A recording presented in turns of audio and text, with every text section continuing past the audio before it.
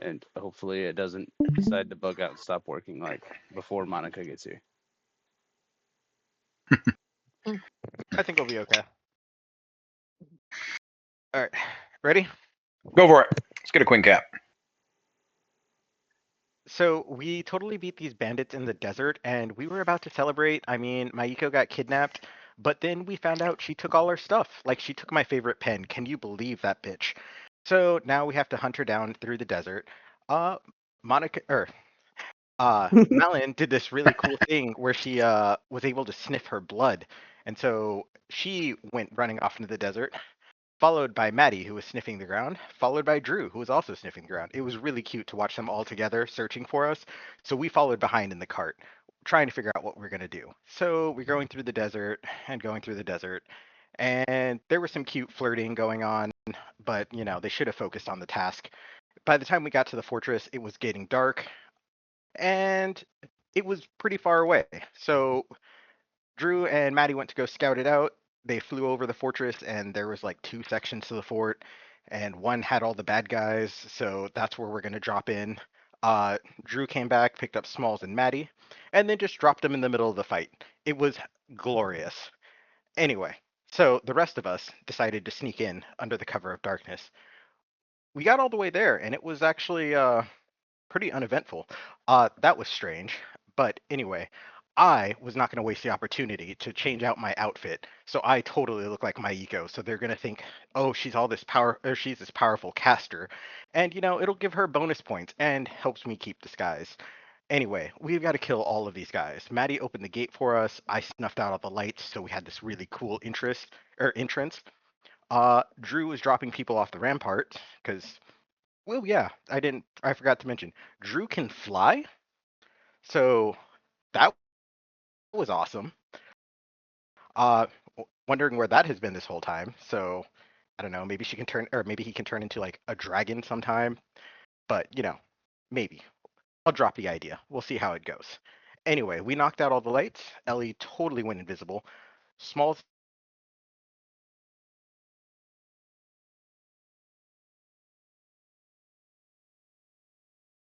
face and the axe, followed by a frying pan, and they just ripped him to shreds. We did save the hippo, which is awesome because it's cute. And oh, there's some people in cages and stuff. They're like, help me, but we might have to kill them too. So yeah, we'll see how it goes. About all I got. We Take myself off of mute here. Beautiful. Recap done. Inspiration to Quinn. Yes, after a long, drawn-out planning session, you guys executed a damn near perfect sneak attack on this bandit outpost. Smalls had some history about the place. He knew that it's military made, Marzenstein military made, but pretty sure that the guys currently occupying it are definitely not Marzenstein military. They might pretend to be every once in a while, but it's just more like their bandit facade. Now, these guys are most likely 99% sure these are a group called the Mirages, a local bandit group that likes to hit and run traders and various people who travel the deserts. Other than that, though, you guys got a bird's eye view. There is a northern section of this fortress as well as a southern section of the fortress. You guys decided to go after everything, the southern side, which is the most occupied, filled with all the guards. Swooping in, Drew has an ability that allows him to turn into a giant owl after he went ahead and donned that wicked-looking wolf hide that you guys took from Gatsu all that time ago. The one that really, really fucked up Maddie for the longest time. But this, when Drew put it on, seemed to be a little bit more natural and definitely bonded to them a lot easier than it did to Maddie. Maddie's new enhanced form, let's say, is also coming into full swing here. He has a lot more control over it, let's say, this time. Rather than going insane and attacking everything in sight, he's able to focus a little bit more. The eyes behind the beast this time are definitely those of Maddie. But yeah, Smalls and Argus with some incredible teamwork going after the large tent. The Hippo Rider seemed to be kind of the makeshift leader of this group, came out, screaming, angry, didn't know what the hell was going on, only to be met with a giant axe to the chest and Argus's lightning gauntlet to his face, and he flies back into pieces, his arms dropping to the ground, literally blown apart, with his whip and shield falling at the feet of Smalls and Argus. But with that, we're going to go ahead and roll initiative. I want that from everybody. Maddie, if you're playing for Malin, please go ahead and roll hers as well. And let's go ahead and get those posts in the chat, and let's get some initiative order going. You guys have just executed what was called a surprise attack, or a surprise round, which gives you 1 free action against everybody here. Very, very powerful to have. It's very, very vicious when you're on the receiving end of it. But now we're going to go into initiative proper.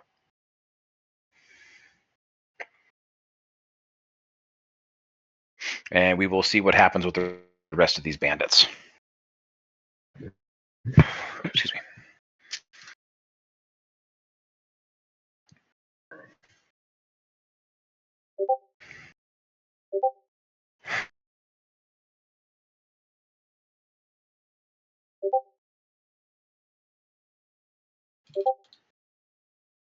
Don't worry, Smalls. It's because we landed into the shit of it. We beat the shit out of him. We're kind of like, we thought that guy was important. I ain't worried. It's a nat 1. It means I get initiative, right? Or I get a Do get Inspiration. inspiration. Yeah. I ain't worried. Small's And better it ain't necessarily a bad thing for Smalls to go last. and in all reality, initiative is fluid.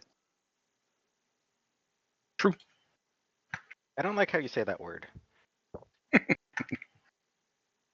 don't think it means what you think it means. Fluid. Fluid. I love fluid substances. They're quite intriguing. All right, what do we got here? 22, not nat 22, nat 20. Okay, so Quinn will go first. Nice. We got all kinds of inspirations going around. Ellie. What do we got from Malin? 12, 9. So it looks like Malin, Maddie, Drew, Argus, Pico.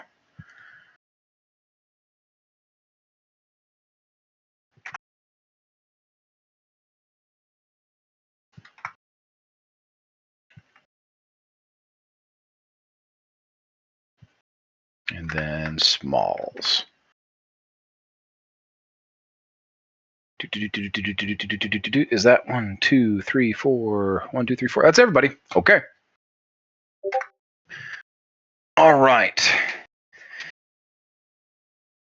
I'm going to roll for the collective group to see if they go first ahead of you guys.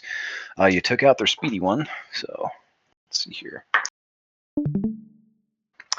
Absolutely none of them beat a 22, so that's top of the round. So honestly, we're going to start with you guys. Quinn, moving into position. Everybody can see up here in the stream. This is going to be the breakdown of where the fight's at right now. So far, I will recap on who is hurt. All of the bandits on the floor level are unharmed. The archers, archer number 1 has taken a hit. Archer number 4 and number 5 have also taken some hits. But beyond that, and of course, the hippo rider is completely wiped out, but the hippo is still very much so in play. He is chained heavily to some kind of, he's staked to the ground over there, and he's positioned himself kind of up against the back of that wall there between cage number 3 and that outcropping there where that archer number 3 is standing on top of. But with that, let's dive into it. Quinn, kick us off. Sounds good. Quinn's gonna move diagonally towards archer number 5. And I'm gonna cast lightning lure. So they have to make a DC 15 strength. If they fail, they're dragged 10 feet towards me. 15, you said? 15. Yep. 12 on the die. They don't have any strength, so he comes tumbling down. Perfect. So go ahead and roll your damage. You can add an additional D6 to the damage because he's fallen more than 10 feet.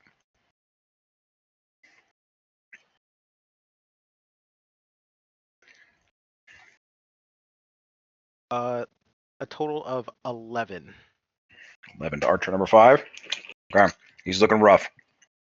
All right, and then bonus action, I'm going to use spiritual weapon. Okay, I do have a spell slot. Sweet. And it is swinging for 15 to hit. Absolutely hits. The archers have universally the archers have a DC, an armor class of 12. The bandits, the actual like soldiers, have a DC of AC of 15. If it speeds anybody up. Perfect. That's an additional 10 damage. Okay.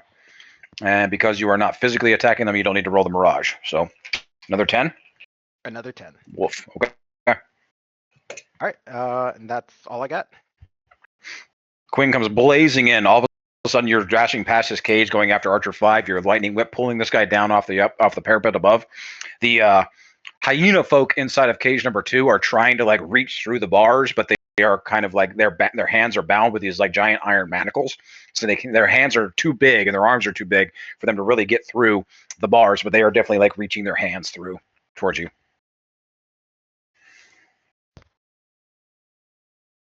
Ellie, you're up. Malin, you're on deck. Okay, so Ellie's gonna move towards cage 3 because we don't know what's in cage 3, right? Not yet. Nope. And you are invisible. Yep. So I'm gonna go to cage 3 Okay. and peer inside. What All do right, I see? Roll me a perception check. All right. You're pretty close to the fire. You are invisible. Doesn't really give you advantage on perception checks, but I'll adjust the DC accordingly. Let's see what you get. 20, not nat. 20, not nat. All right, just a second. Inside, there is a human male, appears to be. Kind of like dark tan skin, long, kind of like brownish auburn hair, well-trimmed goatee. He is bound, and he is gagged. His hands are bound, his feet are bound. He is gagged. He looks up at you, and he has these ridiculously bright. He's not looking up at you, sorry, but he is looking around, and he has these ridiculously bright green eyes. He's done up in this like kind of like intricate-looking leather vest, as well as like this long purple overcoat. Sporting a lot of necklaces. He has like rings on his fingers, which I would say that you kind of sound, which strikes you as a little odd, seeing how these guys are bandits. Why wouldn't they take his stuff? But he is still very much so sporting a lot of his stuff. And then just a second, I will post that. And there's a visual for you. Oh my gosh, Ellie flutters. Looking in the cage, but she doesn't say a word. She's just like, oh my gosh. Okay. So,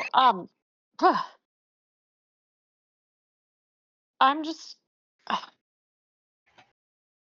gonna whisper into the cage. Can I do Okay. that? Breaking my invisibility? Mm-hmm. Yeah, I would say that's kind of a free action. What do you want to say? It depends on how much you want to say and what you want to say.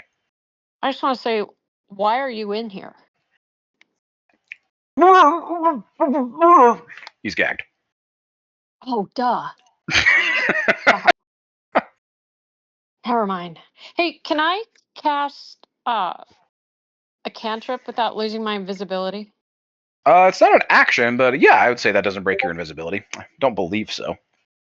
All right, so I'm gonna cast Vicious Mockery on it says B3. Oh, okay. So if you're attacking, yes, that will break your invisibility.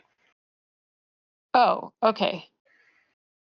If you're rolling an attack, doing damage, anything like that, it breaks your. It would break your invisibility. Yeah, even if I used Mage Hand, I just don't want to break my invisibility. It depends on what you're trying to do. Like I said, if you're trying to use like message just to send a message, yeah, that's not going to break your concentration. Mage Hand, if you're trying to attack with it or do something with it, I'll make you roll for something for it. But what do you want to do? Depends on what you want to do creatively here. Well, I was just thinking using Mage Hand to lower his.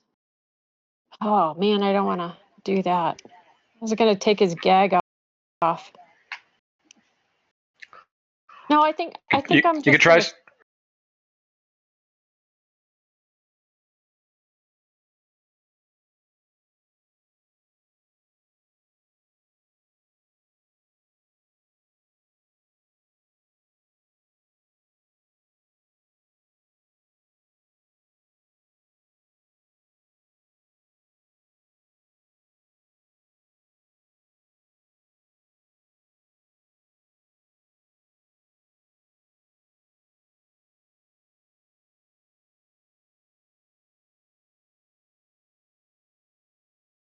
Roll me a Okay. sleight of hand. You need to Alright, beat a can I 15. If you sleight don't get a hand? 15, it's got little mage hand fingers, and the gag falls from his mouth. Oh, N- Shoba. I don't know who just Ellie, did that, but just please, if you can get me out of here, Ellie, I'll be just forever whisper. grateful. Shh, shh. We're working on it. Be quiet. You're gonna mess it up. Thank you, Sherry. I wait here. Dear, I almost said, wait, it's not Sherry. Mon cher. Got it. Anyway, okay, so I'm just gonna, that's my work. Malin is up. Maddie is on deck. Maddie, if you want to split those two so you have time to think, you absolutely can. You want to like drop below somebody. This round will be good. I think Malin's just trying to get up here, so I don't think of anything else. Okay. You are breaking up a little bit with your comm, so doing that weird like flutter thing. Gotcha. For one, I think we're just gonna try and come up to the gate, if we can. Okay. Just roll me a quick animal handling check. Make sure that you're doing it with advantage because she's using the mask. All right, she's got a -1 for that. Yeah. Hence is why I'm making her roll. All right, at advantage. 11. Solid. Beat the 10.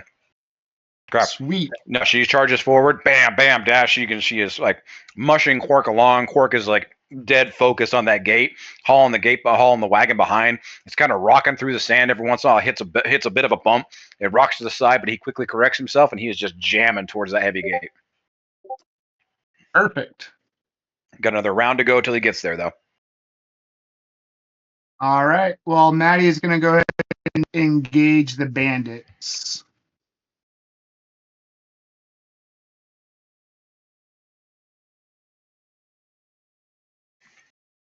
What'd you say the AC of the bandits were? 15.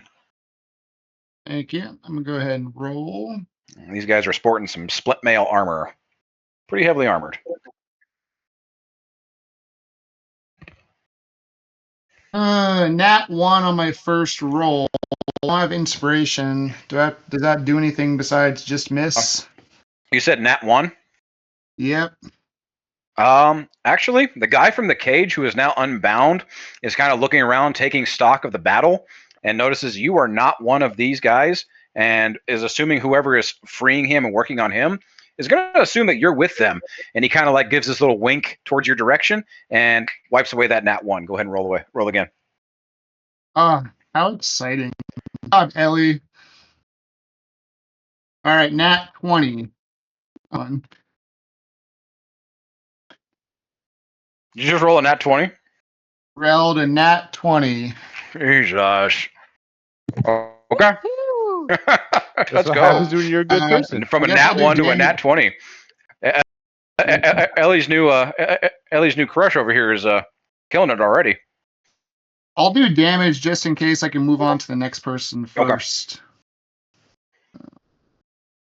13. Crimson Right activated too, so lightning damage happens as well. 32 on the first hit. Also, He is don't viciously forget fucked up as you go tearing into it. that you are under giant strength. Go ahead, Argus. So you have a 21 strength right now if that affects your damage. That is true. It does not, because it's the same as Dex. My strength is that bad, so they're both about the No, same. it's set to 21. So you have a +5 strength Yeah, I know. modifier right now. Oh, okay. Hey. I think he has 20 in dex. So it'd be the Yeah, same either. with my Dex. Well, I guess it'd be +1. Yeah, I get what you're saying. I guess it would be more if it's with that. So it's actually going to be 4. How much damage? 34? 34. And that is bandit number 2 you're after, right? Bandit number 2.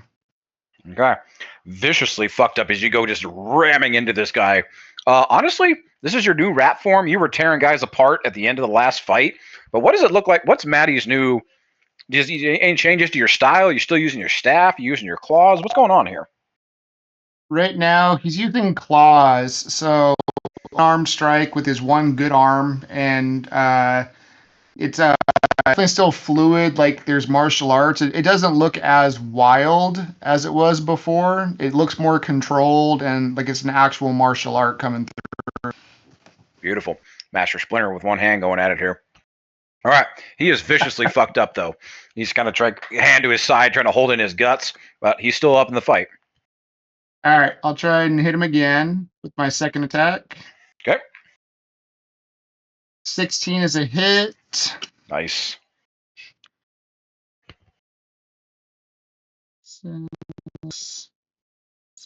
8 damage. All right.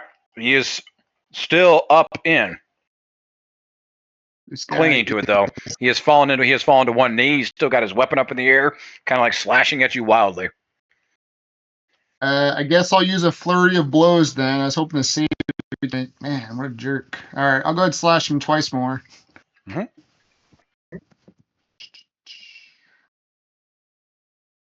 That's a hit and a miss. So one more hit, and that hit also because of pestilence. So that's an additional plus 1d6 necrotic damage that comes as well. Okay. On the flurry of blows. 1, 8, and lightning damage. 11 damage. Done. Anything special to finish this guy off? I guess since this the first time I'm killing someone with the lightning damage, that's probably coming off with the necrotic lightning and slashing. So it just looks definitely almost a little evil again, like a little sinister. Okay. I'm actually going to roll something for bandit number 1 over here. He is just watching you tear his fucking buddy apart.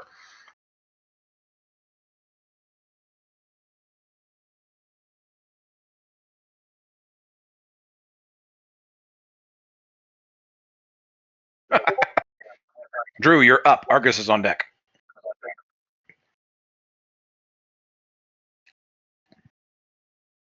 All right. I am going to. I haven't fully decided yet. You're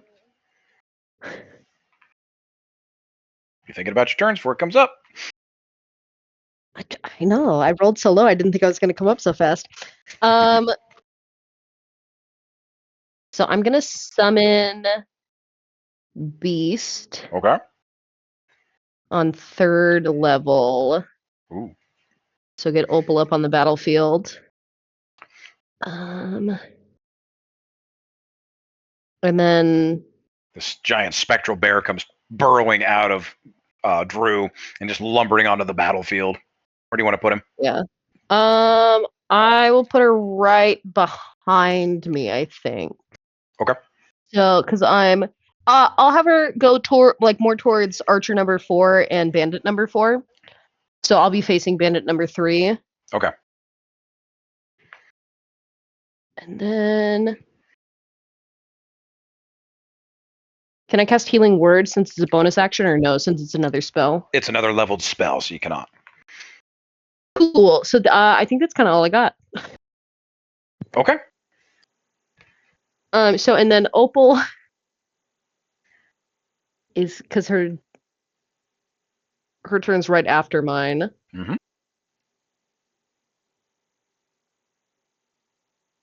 We'll go towards Archer 4. We'll go in with the claw first. So that is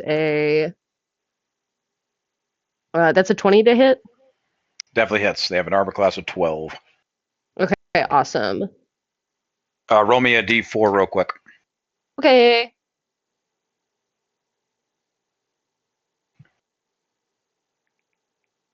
The 2. Still hits. They try to do their mirage effect. It's actually like pocket sand. Ha! And nope. Okay. Your spectral bearer is unaffected by pocket sand. Yes. All right, so that's 9 points of damage for that one. Nice. And then for the bite, that's a 13. You said they have 12?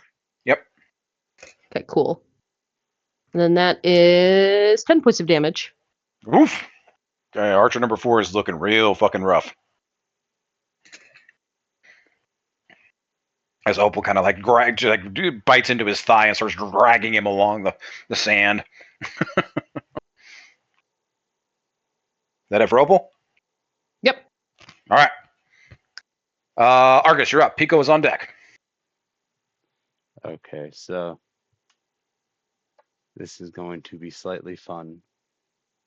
I'm going to start with my bonus action, actually, which is going to be having the dog attack the archer that he's at. I'm Okay. going to use the dog's vocal cords to give the dog the command as my bonus action. So all archer number 4 is going to hear is it's playtime. As the dog Does the dog gets like to physically roll. speak it? Yes. I use the vocal Okay. cords of my companion to speak. God, that's creepy as hell. Go for it. What are we doing? So it's going to be Doggo's double-headed multi-attack, which is always fun. Bring it.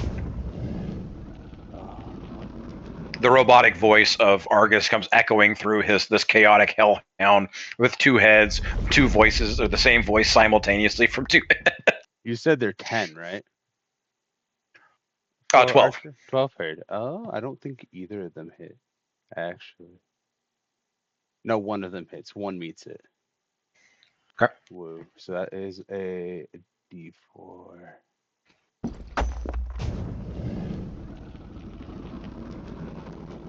Oof. That is 3 points of damage, and then they need to do a DC 13 Constitution. Okay, 13 Constitution. He is not in the sand, so he can't use his Mirage. Con? It is Constitution. That is a 12 altogether. Heard he rolls a 13, so he has the poison condition. While Okay. poisoned, the target's hit point maximum doesn't return to normal when finishing a long rest, and it repeats the save every 24 hours that elapse. If it fails, it reduces its maximum HP by 1d10. Upon death, Nice. it dies. Obviously, Oh, because God. you have Okay. no HP. So, Yep. he is not poisoned. Archer starts foaming at the mouth a little bit as this devil dog dives into his dives in, bites him on the calf. It's just like he starts looking a little green behind the gills, so to speak. All right, that's Doggo. What else you got? And now I'm going to fire 2 Eldritch Blasts at him. Okay. Since You are firing past the hippo, so I'm going to I'll hold on to this, but I'm changing the DC. So you are firing past the hippo. I'll make note of that. Go for it. Dirty 20, and that one's a 7. Oof.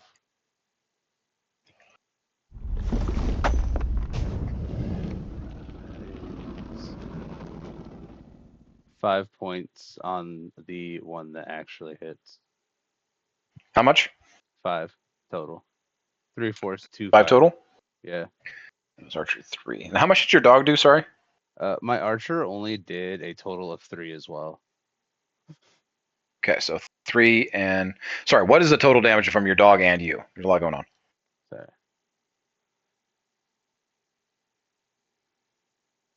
9 total damage. 9 total. Okay. He's taking a nasty hit, but he's still very much so in it. And that's my economy. I'm not going to move a whole lot. Okay. All right, then. Pico, you're up. Smalls is on deck.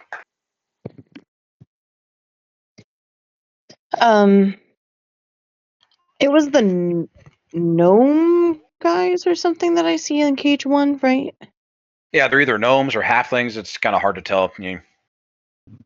And They're can I do a perception that the bar might be easy to try and hit before I do anything? What do you mean the bar? To break them out of the cage. It is locked.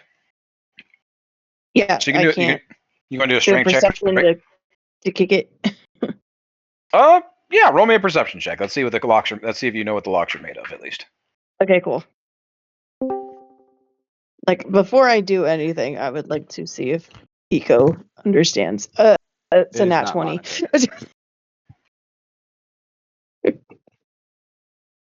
Nat 20 for you, Pico? Yeah. Holy shit. Okay. It's designed kind of the same way the heavy gate is. It's a large iron slat, but there isn't actually a physical lock that requires a key on it. It's going to take a bit of oomph to it, but yeah, if you make a strength check, you could open this cage. Nice. And I have advantage on that. Yeah, because of that, Um, absolutely. Okay. This will be your full action to open the cage, though. Yeah, and I have 2 that I can do. Cool. You have one action, 2 attacks in one action. Oh. You know what? Because you used rolls a nat 20, I'll let you use this as a bonus action to open this cage. I'll honor the nat 20 that way. Okay. That'll be perfect. Okay. Okay. So roll me a strength check with advantage. Oh, that's a save. No. I need a straight check. Sorry, that was the wrong. You're good. It's like with advantage, it was a 22 for a save, though. Do you want me to do the other one for strength, though? For a save versus your check? Yeah, Yeah, it's a difference of. Yeah, it's a different Yeah. thing, yeah. Or strength. Up here. Sorry, I'm using the. Okay. All right, 18. Definitely. You're able to like move the plank, move the plank aside, drop the iron bolt that's holding this thing heavy, and lift the gate up off of its hinges and throw it off to the side. Inside, do you move inside the cage or what do you want to do? Brothers or not brothers, you're free. There are 2 gnomish individuals in here. They are sporting kind of like linen cloth robes. They have like bright, kind of like I want to say like it's almost purple, but it's kind of an off color. It's been sand worn and stuff like that. Leather cuffs, gauntlets. Their feet are wide open. They have like kind of like thong sandals going on, but everything otherwise relatively exposed. They are also bound and gagged. Their hands are tied, their feet are tied, and they have gags on their faces. Hold that thought, dear friends. I need to go and punch a guy. And I'm gonna jump up and try and punch the archer that couldn't see me yet. Okay, you run back up top and hit the other guy up top. Yeah, I need to in order to get my rage to stay. Hold that thought, friends. They just kind of like lift their hands up, like, all right, calmly, just put their hands back down. Okay, going back after the archer. Yep. I'm gonna Right. attack. Roll me your attack. 23 23 definitely hits. They're not near the sand. They're not touching the sand, so they can't use their for morale. 5 damage. Okay. Okay. And you have another attack. Again. 12? Hits. Their armor class is 12. Beats it. Beats it. For 6, so 11 total on that archer. 11 total. All right. That archer's looking pretty fucked up too. Still hanging in there though. He readies his attack. That's your bonus. That's your actions. That's your movement, right? Okay. Smalls, you are up. All right.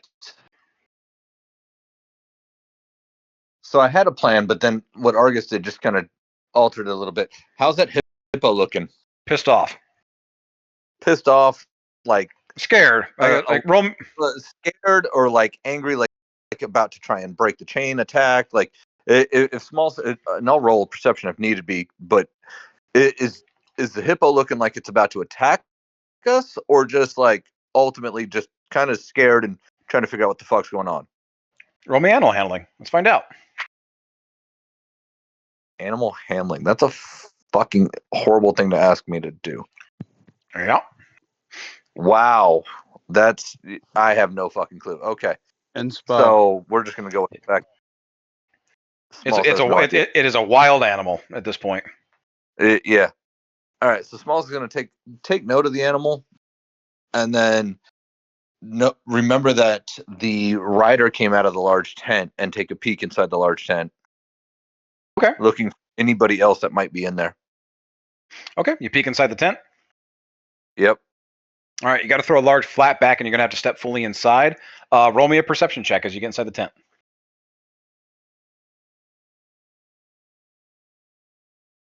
Dude, my rolls are garbage right now. What the absolute hell? Hold on. I'm going to try that again.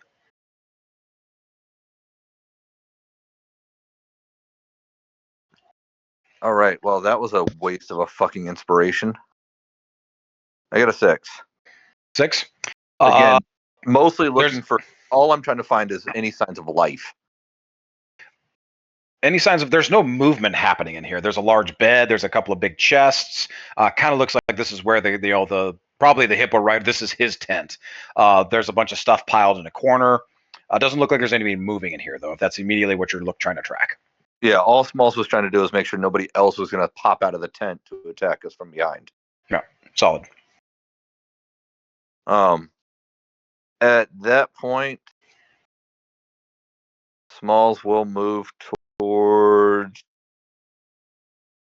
I guess, Bandit 3. Okay. What's your movement speed? Do you have enough? Looking. 40. You got just enough. You'll make it to Bandit 3. Okay. At which point I'll attack Bandit 3. Okay. And if I recall correctly, I did enter rage right before. Oh, I definitely hit with a 26. Nice. Yeah, you entered rage right at the end of the surprise attack. Yep. Allowed you for that. You and Pico. All right. So there's 7 points of damage on the first, plus that. So there is 12 points of damage. Nice. On the first attack. And coming around for another one. And definitely hits with a 25. And then... Oh, hold on. What did I say that first damage was? 12. 12.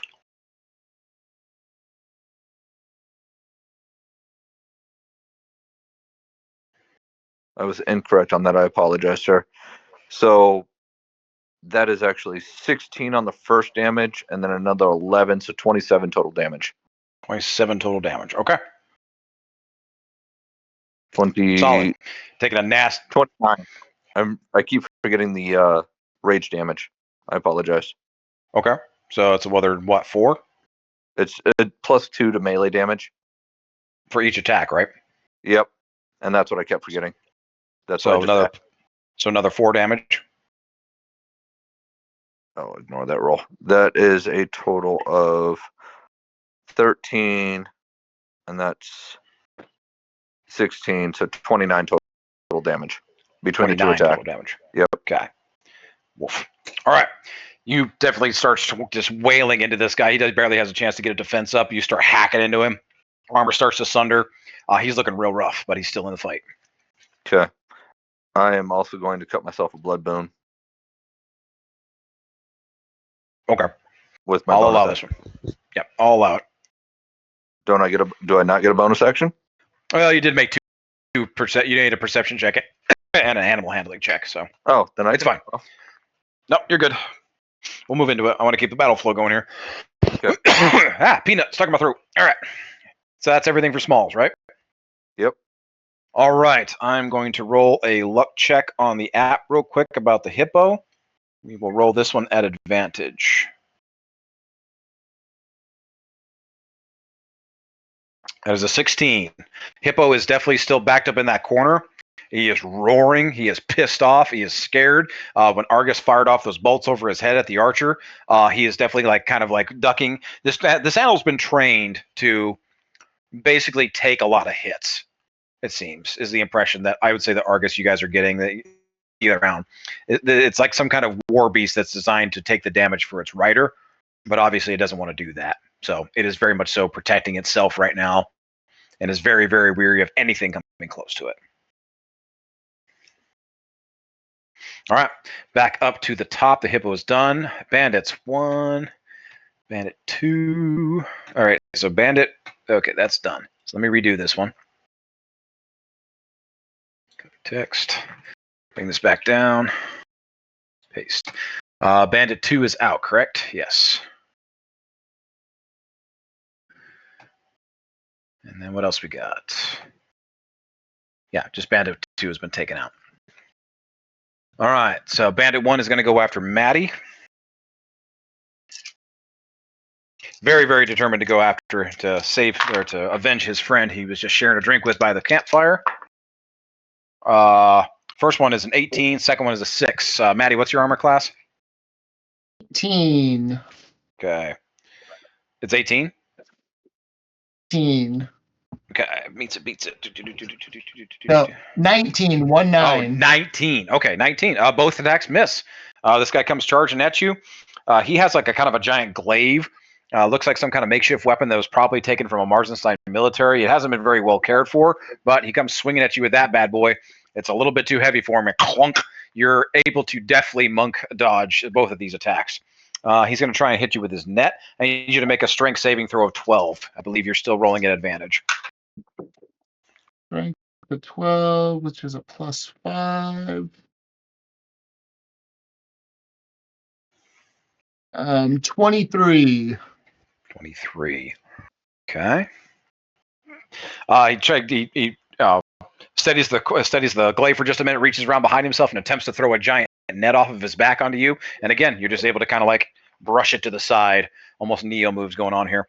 Nothing from Bandit 1. Bandits, let's see here. Bandits 3 and 4 are going to come after Smalls. Let's see here. A little better. Lowest I rolled is a 16.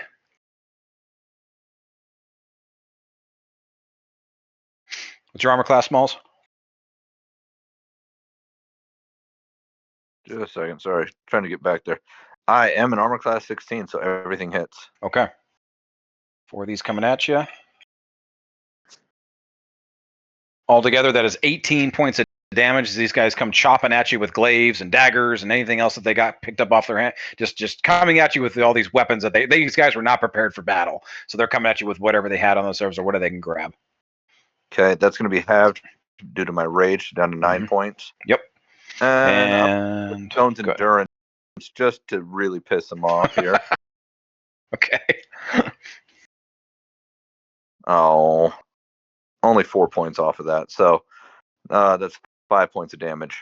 5 points of damage. These guys come swinging with glaives and daggers, and like one jabs a dagger into Smalls' stomach. You know, it kind of like chips off the tip of it on his freaking abs. Another guy comes swinging down with a glaive on his shoulder. It sinks in a little bit, and a little bit of trickle of blood starts dripping down your chest, and you're just kind of looking at these guys like, "Not the best you got." And the look on their faces is just kind of like a big "what the fuck" moment here. They're going to save their nets, so that is all of them. Archers, I'm going to add in they all have all clear. smiling at them as this happens. All right, Archer 1 is going to come after Pico. Short swords. Highest I rolled was a 16. Pico, what do you got? That one got it. Okay. 86. Can't use their bows up close. Oof. 4 points of damage. Good God. So many Super. ones. And you are raging, correct? Yes. All right, half to 10. They're not down in the sands. God, they can't do anything when they're up top like this. All right, that's it. Archers 5. 4 is going to go after the bear. What's the armor class of your bear? Yeah, go ahead. While you're rolling, how many technical hits did I take? 4. 4 total technical hits? Yep. From only 2 different sources, technically. So, if it's counting. That's what I was trying to figure out. Thank you. Yep. Drew, what is the armor class of your bear? 11. 11 hits. All right. 2d10.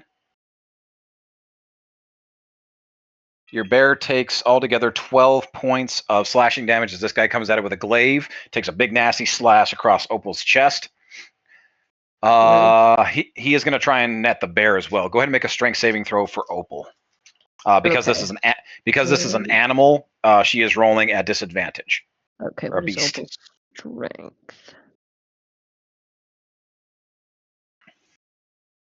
You said a saving throw? Yes, strength saving throw.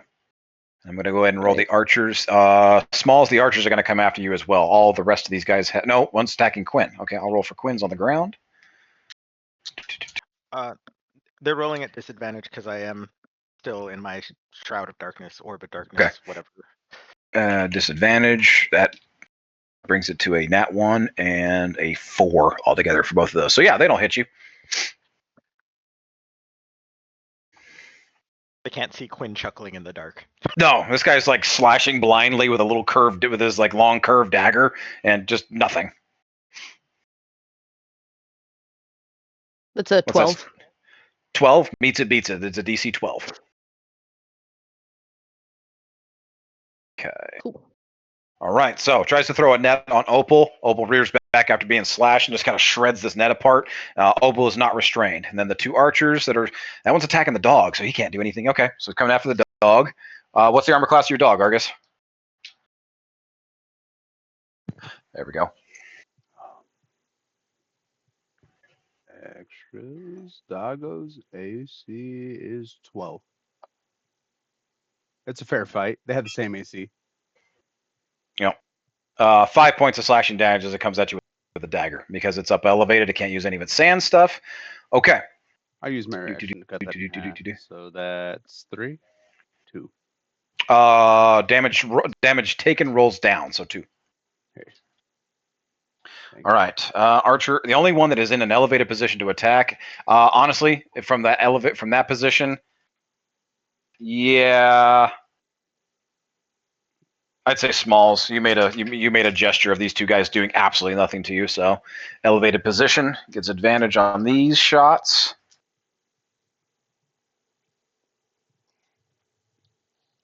Only one's going to hit you, or no, sorry, one's going to miss you.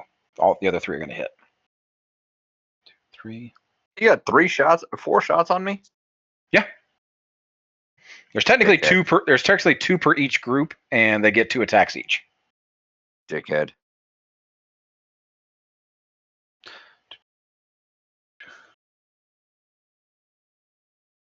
No, I'm doing that wrong. There are 2 per group, so they only get 2 attacks. No, wait. What am I doing here? Hang on. Check my notes. Each block gets 2 attacks. So yeah, 2 attacks. My bad. So I'm going to use the top 2. So 2 are still going to hit you. I'll reroll the damage. The other 13 points of damage. Because these guys right? You're still raging. You're still raging. So these are half longbow shots. Come hit you. You got to take a couple arrows in the back. Bam, bam. 6 points of damage. Got it. All right.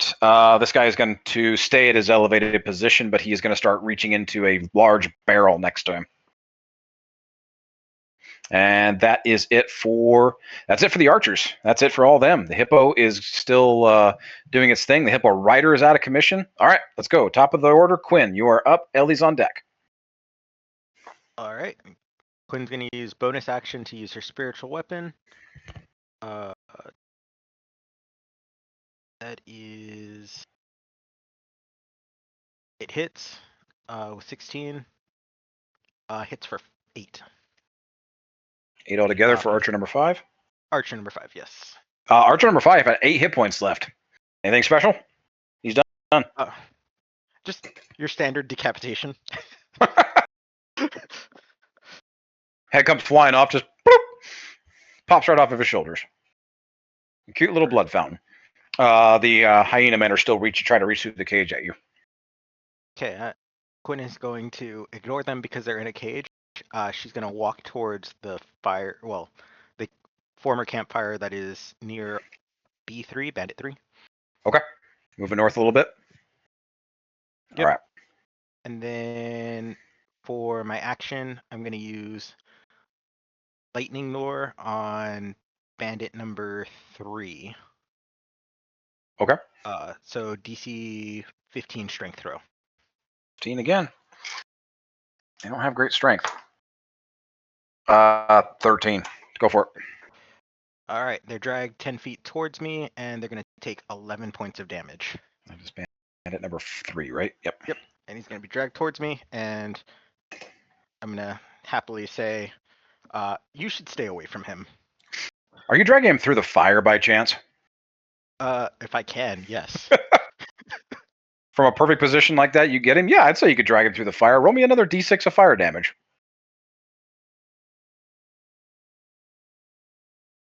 4 damage. Oof. All right. He is like literally, you drag him through, It burns the top of his hair. It drags the fucking cloak off of his back. His armor kind of immolates a little bit. He is looking so bad. He's just laying on the ground, trying to reach up and like claw at you with his bare hands, but he is so fucking bad. Perfect. That's economy. All right. Ellie is up. Malon's on deck. All right. Ellie's gonna just whisper again into the cage. What's your name and why are you here? Maybe my name is Rosham. I don't really mean to be here. I came, how you say, accident. Please, just get me out of here. I am not your enemy. Please. Ha. Oh. I don't know this person. He's dreamy, but I don't know whether to. I don't know whether to trust him.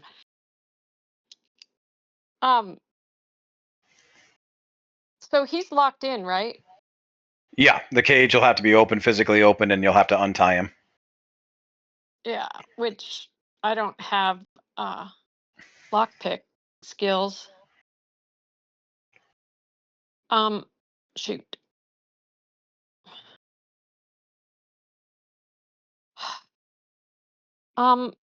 Crap. I just don't want to encage or release somebody. I can't, right? I can't release him. I mean, I couldn't even if I tried. Oh. You're in the middle of the fight. What you want to do? Well, I'm still invisible. If I try and unlock the cage, what do I have to do? What do I have to do? You'd have to make a sleight of hand check plus your dexterity, but you don't have locksmithing school. Or do you have skills with lockpicking? I don't. So that's why it's like, yeah, I don't think that would. You can try and make a strength check. It's pretty heavy. It's a heavy, like, Pico's too far away for you to know exactly what he figured out about the cages, but yeah, it's a heavy gate that doesn't exactly have a traditional lock on it. You can tell that, but it's something that you're going to have to physically, like, oomph out of here. Okay, so Ellie's not strong. So I'm just going to say I'll be back. And Ellie's going to go towards the back gate. As far as I can, towards the back. Okay, towards the northern bridge? Yeah. Okay. Like, yeah. Okay, about 30 feet. 35, yeah, 30 feet. Or 35? Okay. 30, 35. Okay, you still have an action and bonus action. Do you want to do anything?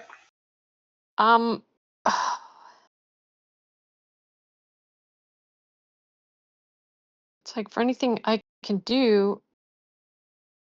You think about it, come back. You have an action and bonus action. Yeah, I'll hold my action. Okay, let's keep it moving. Malon, so go ahead and roll. Maddie, go ahead and roll for Malon. One more animal handling check. She can do this one at advantage. Well, she's still doing it at advantage because of the mask. 16. Nice. She comes roaring into the battle, or roaring in past the heavy gate, Quark in tow. Wheel, the wagon comes scooting around behind her, kind of does this little Tokyo drift thing, and she jumps off and joins into the fray. Can she have a bonus action then? Yeah. Has she already done her Crimson Right? Probably not last episode, right? She was at the wagon. Yeah, she's done it before though. She cracks open her like maw thing and like licks her weapons.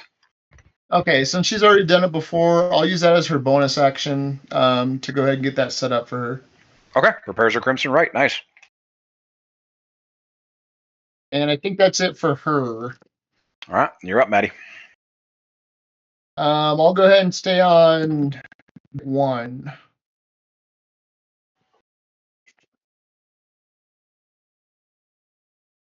Um, 10 is a miss.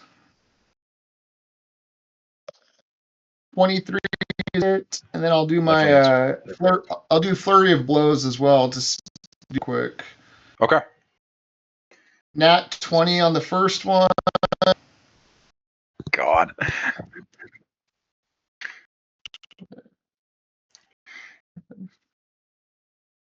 And then 17. So 3 hits, 1 is a nat 20.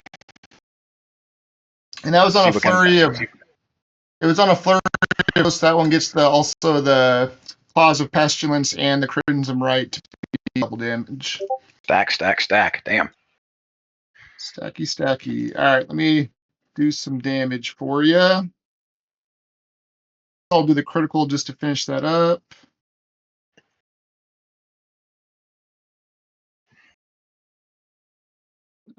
$18. 36 for the flurry of blows. Okay. Sure. I'll tell you right now, this guy has 27 hit points left.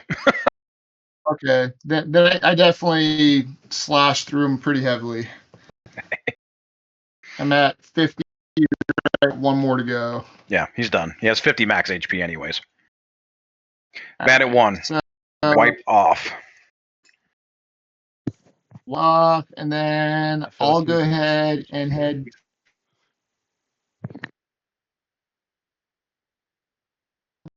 Much. I guess towards Archer 2.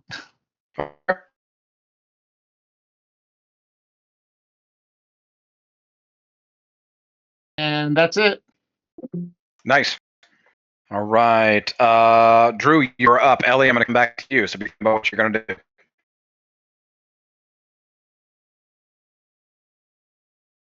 Sounds good. All right. So Archer 3, was he taking small, or where is he facing? So Bandit 4 is facing Smalls, and Bandit 3 got drugged through the fire and is now engaged with Quinn. Archer 4 is Okay. engaged with your bear. Okay.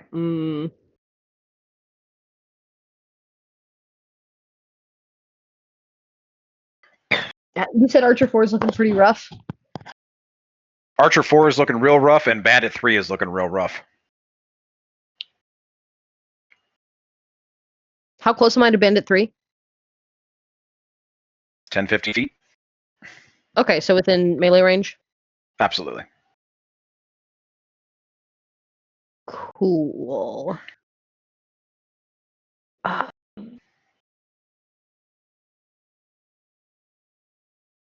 So I'm gonna go ahead and I'm gonna attack with Primal Savagery. Is he prone or is he still upright? Because he's the one who was drugged through the fire, right? Yeah, he's prone. I'd say he's prone. Okay. So I would like to pounce upon him. Okay. Roll me the attack. You're rolling at advantage because he's prone. Okay, 6. So I'm gonna do Primal Savagery.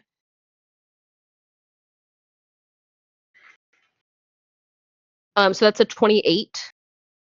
Definitely hits. Okay, and I am going to.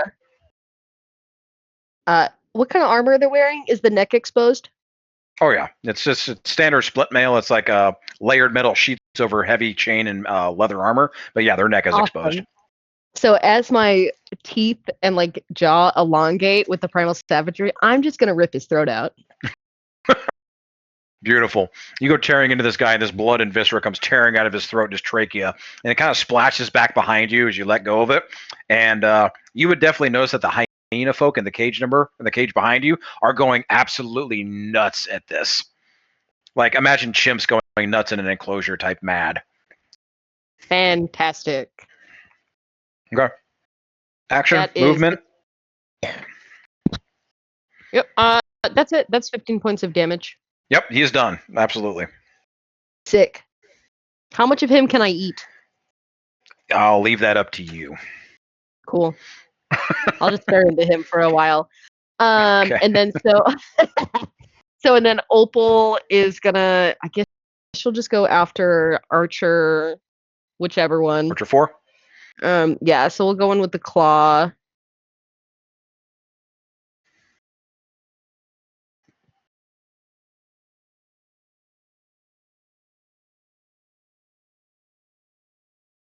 That hits. That's a 20. Okay. And that is 12 points of damage. He's done. He had 8 left. Okay. Cool. So So is it Opal's just- just gonna do like a swipe, just a big old swipe down, and just kind of smash him right into the ground. God. And then she still has her bite attack left. So we're gonna go to the other bandit. Bandit 4 with Smalls. Give a shove. Yeah, because he's right All right. around. Yep. There. Within moving distance. Smalls, as you're engaged with this bandit, you hear this giant lumbering bear come up behind you. So Smalls is gonna look That's a- really annoyed, like, why are you interrupting my fucking fight?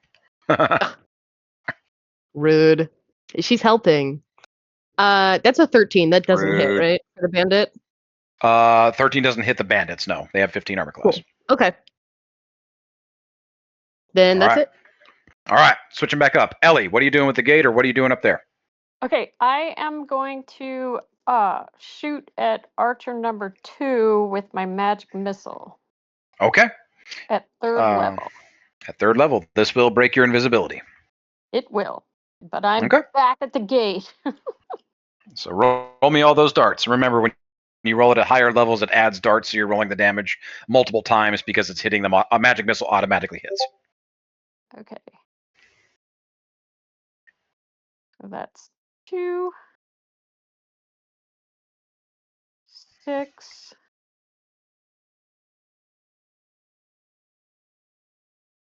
11. That's 11. 11 damage Yeah. altogether. Yeah. Not too shabby. All right. Bam, bam, bam. How many darts did you roll? How many times? 3. Because I I'm think at it's 3rd level. So okay. or do I It have- adds one additional dart every level you upcast it. So yes, it would be 3. Argus, you played a lot of spellcasters. That's correct, right? Or is it one additional on top of the spell level? When you cast a spell using a slot of 2nd level or higher, it increases it by 1. So usually it's whatever the spell's level is The number of is darts. what you subtract away, and then whatever spell slot is higher is the additional effects. So like say I That's what I'm cast saying, for magic upcast a missile. yeah. So if you upcast it at 3rd, you get 1 additional dart, so it's 2. Okay. So you get one more roll there. Okay. 2. So 13. So 13 damage. altogether. Yeah. All right. That's on archer number 2. All right. You break invisibility. Do you look back over at the cage? Yes. Yeah. He is definitely smiling your way as you break invisibility.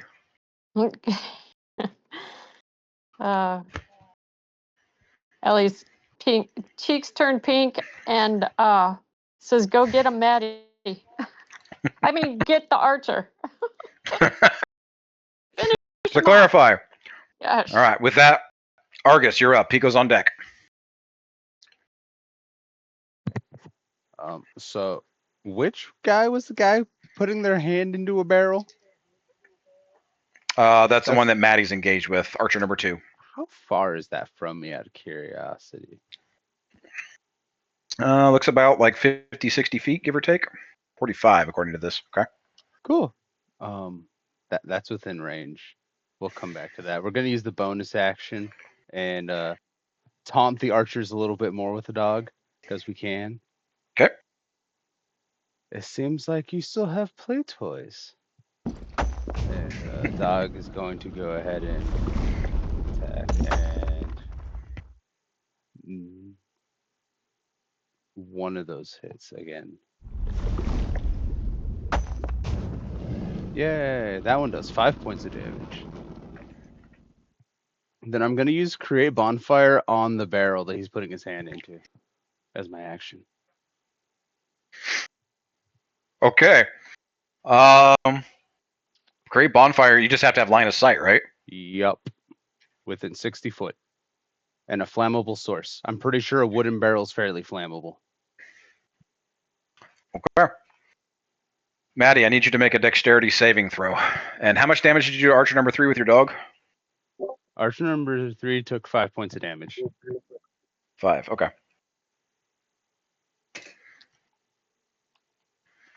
Rolling. I'm sorry. I'm going to put the DC at this at 15. Well, yeah, you're close enough to it. I'll put it at 15. It's fine. 11. 11. I'm sorry. All right.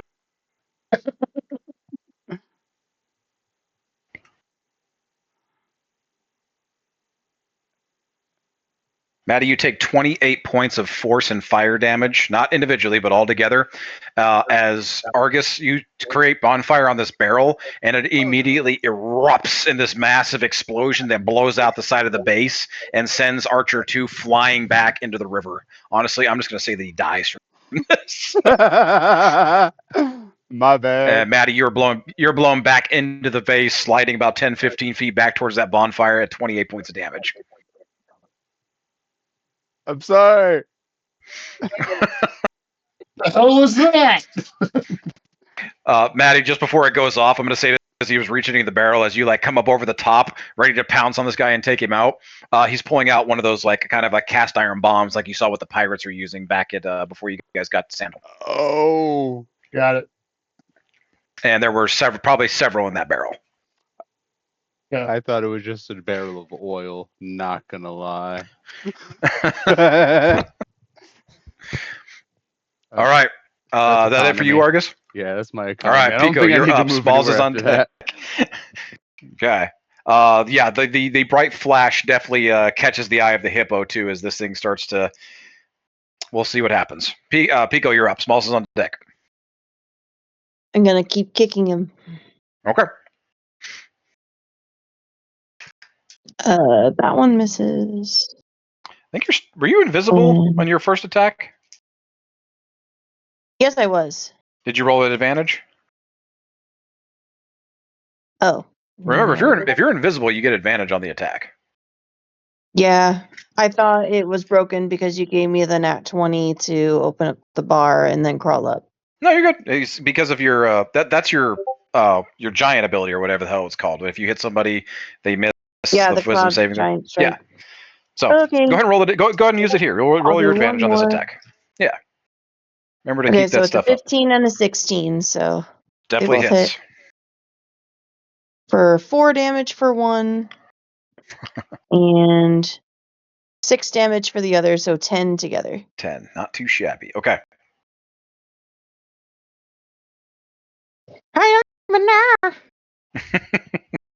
Any bonuses? Any movement? You still going? You have a bonus action attack too. I like Do it again. For a 10. I think Doesn't hit. I think I was trying to get the right tone in my singing that time. I was like, oh wait, shit. My bad. All right. He ducks under the last attack. Is that it for you? Cacao! Yes. Smalls, you are up.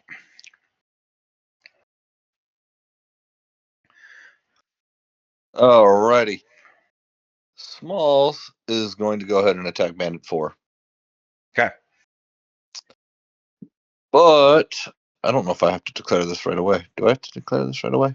If I'm using reckless attack, do I have to declare that beforehand or after, or can I? Yes, because because it lasts the entire round. Everybody gets an advantage against you. So, are you asking if you have to declare it before you roll the attack? Correct. Oh, Fuck, declaring it anyway. yeah, Attack! I think you do. Because otherwise, it would become a reaction, and you can't. And yeah, I you would use declared up it. your reaction slot. 20 hits. Definitely. Ooh, boy. That's a 19. And I get Divine Fury on top of that. That's another 5.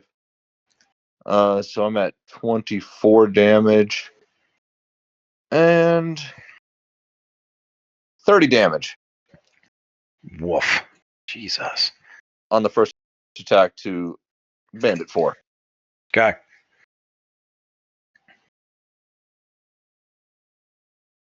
And we're going to attack again. Did 30 in one hit? Yep. Good fucking night. All right. And reckless attack is still, if he attacks first attack, and second attack would also be reckless, correct? Just checking for technicality reasons. I mean, I hit with the first attack. It's only your first attack gives you that until it hits, basically. Okay, so I still Once hit it's with the gone, second- it's gone. Yeah. Yeah, I still hit the second one at 27. Okay. So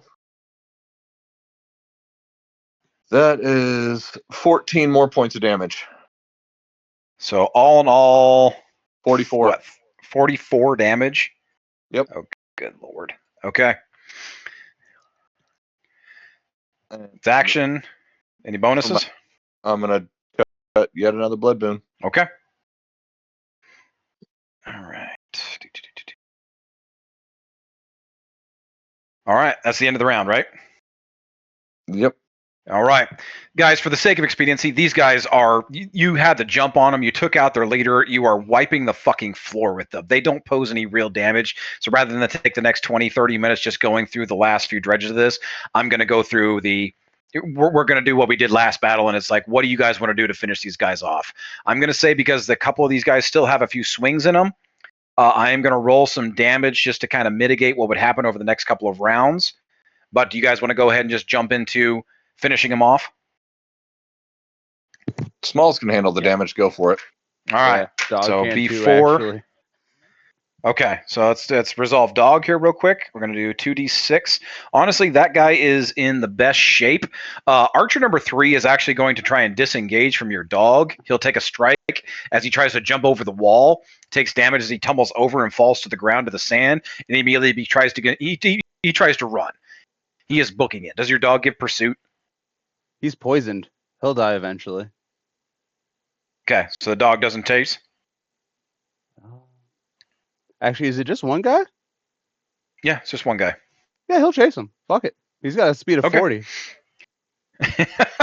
Nipping the whole way, drags Yep. him down. The guy gets back up, tries to scramble away, throws Just the pocket whole sand, does everything he time, can to. The dog is to going try to and just saying, get away. be nicer to animals as he's just ripping into his flesh, slowly eating them apart. This double voice coming out of these heads. Be nice to the animals. Be nice to the animals. Doggo's going to take another 3 points of damage. Okay. He's going to chase him for a couple 100 yards before this guy finally just gives in and just We'll dies. reaction That's the and dog. just turn that to 1. Cool. Pico. I'm going to say this guy is able to get you. I'm going to average this out. 3 more attacks. Okay. That is 10 points of damage. You're raging, so that's 5. Ow. And how do you want to finish him off? I'll give you this. I said, how do you like me now? And just giant chicken kick in the face. Upward chicken kick, kind of like splits his head in two with your spurs, and it just kind of does this like blood flower thing. Yeah. Smalls and the bear. Smalls, you are definitely, this guy is coming after you. I'm going to average 3 attacks as well for the remaining rounds. 10s. 13 points of damage, half to 6. Smalls is just smiling. How do you want to finish him off? Bear's there if you want to tag team it.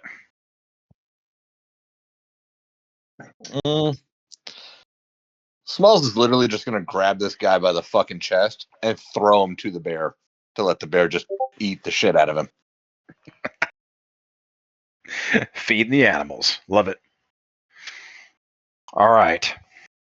Real quick, we are overdue for our break. How do we want to resolve the cages real quick? You got Fancy Boy in cage number 3, you got the 2 gnomes still bound and gagged in cage 1, and you got the hyena people in cage number 2. There's 3 of them in there.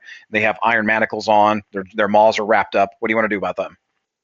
Can Ellie run to the hippo rider and loot to see if there's any keys?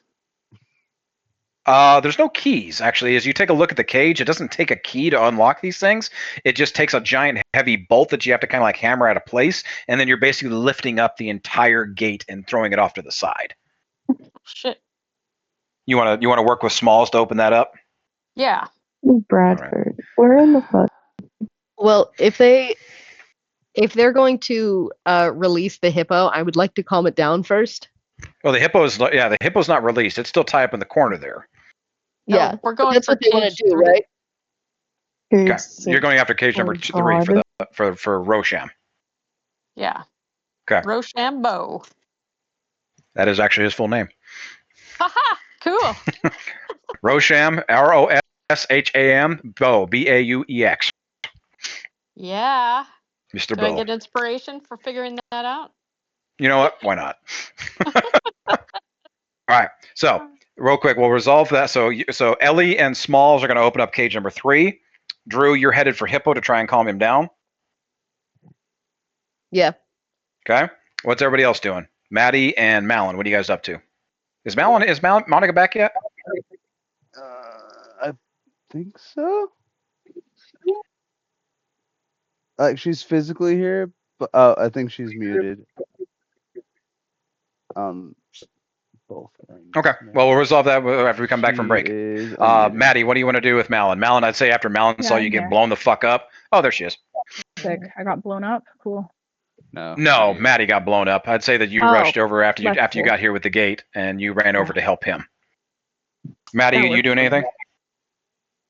No, I think I'm just checking myself out now that I got blown up. That was like a ton of damage that hit me all at once. Cool. Pico, what are you up to?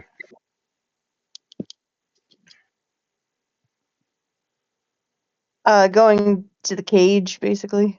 Cage 1, you gonna let them out? Oh, the gate's open. I gotta try and undo their shackles and stuff. And I'd say with your Making strength sure. and everything, with you're still in rage. I could say you could run in there. You could actually like snip the binds. Like I said, their legs are tied and they're just gags. Like they just have basically rope gagging them right now, so you can cut them free with your chicken kicking. boom. Oh, thank you, feathered friend. My name is Watson. This is my daughter, Aqua. I thank you. Thank you. And they kind of like stumble out of the cage. Oh, it's good to stretch. And this like little gnomish nomad guy begins to like raise his arms up and like every bone in his body kind of cracks and does this like echoing through the night. The daughter is relatively quiet though, but she follows behind. And We'll I resolve- think Pico is like just gonna shake his feathers and go, ha ha! This is fantastic, friends. I'm glad I was able to help. You have my thanks. You have my thanks. Alakasala. And all right, so we'll come back to that. Quinn, you're the last one. What are you doing? Argus too. Quinn is 100% going to ignore the people in cave 2. But she's going to drop her darkness orb and run immediately to Opal, exclaiming how cute and adorable it is as Opal's eating the person, just squealing in delight. Just big old puffy bear cheeks full of bandit flesh at this point. Yes. Argus, what are you doing? Let's finalize this. I'm actually gonna go help Drew with the hippo using the Cube of Force ability that I have by putting it into a bubble. So it can't cause damage and it doesn't take damage.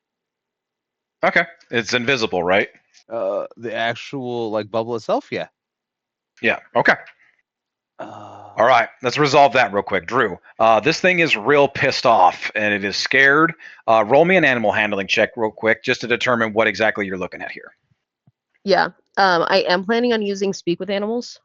Okay. Go ahead and roll it. Just roll me the animal handling check so you know what you're looking at. Cool. And then we'll roll again to see what we're going to do to calm this thing down. Yeah, I'm gonna assume it's not willing, so it gets a dexterity save. It's a 19. Yeah, it is. You can tell this creature is more afraid than it is angry. You see a lot of like from your like what you would know about animals, like just being a druid and everything like that. There are a lot of scars down this thing's back. It's been spurred. It's been whipped. It has been.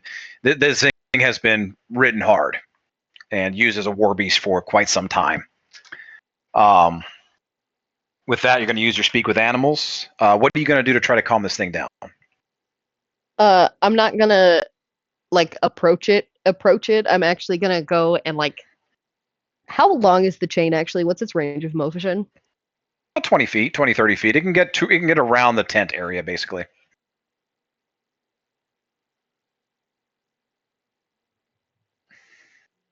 I'm gonna sit down on the ground near it. Okay. I'm just gonna say, hey, buddy, I know that was real scary, but we're not gonna hurt you, okay? The people that were hurting you are dead. Okay. Go ahead and roll me. This will be animal handling with advantage, Cool. and I will narrate what happens again after this. This is a different from your other roll.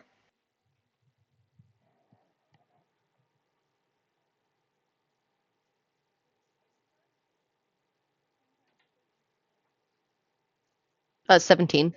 17. As you kind of sit down, you're calmly speaking to the beast, and you're trying to, just relay feelings and emotions of calm. All of a sudden, you feel 2 sets of hands on your shoulders on opposite side, and you look up and you look left and you look right, and there are 2 nomadic-looking gnomish individuals. They both kind of stand up next to you. Well, they're about you sitting down, kneeling down on the ground, is as tall as they are standing up. Okay. So you are eye to eye with them here, and they throw back their hoods, and they have these turquoise and blue, aquatic like tattoos all over their face and down their hands. And they join you, and they kind of begin this like solemn little chant, and it almost seems like you hear the river nearby, in fact, and you hear the river kind of sloshing around, and you hear them kind of chanting over towards the hippo, and you don't really understand the language that they're using here, but you as a druid and using speak with animals here, it seems as if they're communicating in a way that's like a fellow being of the water. There's some connection here between this beast and these people, and they are going to add a +5 each to your roll, making it a 27. Oh, hell yeah. Cool. The hippo, for the first time throughout all of this, calms, lessens his tenseness on his muscles. He is still very much so back against the wall, but he closes his maw, and he is just kind of like shifting back and forth, kind of looking at everybody at this point. But he is far calmer than he was when we started this. And we're going to go ahead and take our break. And we will resolve what's going to happen here in the southern fort. For the reference, that is Wasser and Agua are the 2 gnomes, and Rosham is the finely dressed individual that you guys have freed. And of course, there's still the hyena folk clanging over in cage 2, making all kinds of noise. Let's take a break. Let's come back in 10 minutes. 7:57 right now, my time. Let's come back just 7 minutes after the hour. Oop, stream ended. Cool. All right. All right. Good. See everybody in about 10 minutes. Okay. Oh, Rochambeau. I don't trust him. I don't either. Yeah, the last person we trust robbed us. I know. And where is Lady Maiko? I don't know. I still look exactly like her, so your bear's just gonna think lots of people love it. I'm gonna be pretty honest. The bear's not real. It doesn't matter. It's cute and adorable. Quinn will True. be upset when it vanishes. Hey, y'all, for everybody that's still on, Uh-huh. I actually got to be to work even earlier than normal tomorrow, so I'm going to check out here because I've got to be up at 3:30 in the morning to get to work. Holy Oh, smokes. dude. Yeah, get That's some rest. fair. Yeah. Get some rest, my man. Jesus. Yeah. Good fighting. Good fighting. We implemented a new computer program at work last week, and it's gone like shit, so we've got to be there early. So I'm going to rack out on y'all. But I will highly recommend that we shut the gate before the front gate before everybody takes a long rest, and that we explore the other part of this little fortress. So Yes. Sounds good. secure Yeah. the entrances before we bed down. Yeah. Yep. Yeah. Secure the entrance and then check. Remember, there's that second part of this fortress area on that back side there, on the other side of the river. That's So fair. let's Oh, not yeah, forget with to all those out. animals.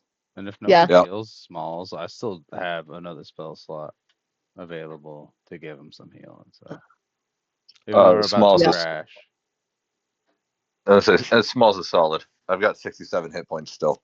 Oh, you Oh, have damn. more Nice. HP right now than my maximum. By the way, so I bet your Yeah. max HP pool is more than both me and my dog combined. That's 94. Oh, Damn. damn. I You're so have literally strong. on All the right. app and consistently had Marshall look at it because I have rolled really well when it comes to HP. That's fair. Yeah, there's And 11-point I still have difference. one's endurance and a second wind. So the smalls Too is bad you solid. can't use it at work. Yeah. The Take smalls it is with solid you in the as far real as go. world. All right, get some But rest. yep. All right, y'all. Night. Good night. Good night. It was We fun. should free the tormenting Cobalt humans. people, We should. but Quinn is not going to ignore a really cute animal. I had I fun. think we should leave them in torturing the cage while poor we're Arthurs. sleeping.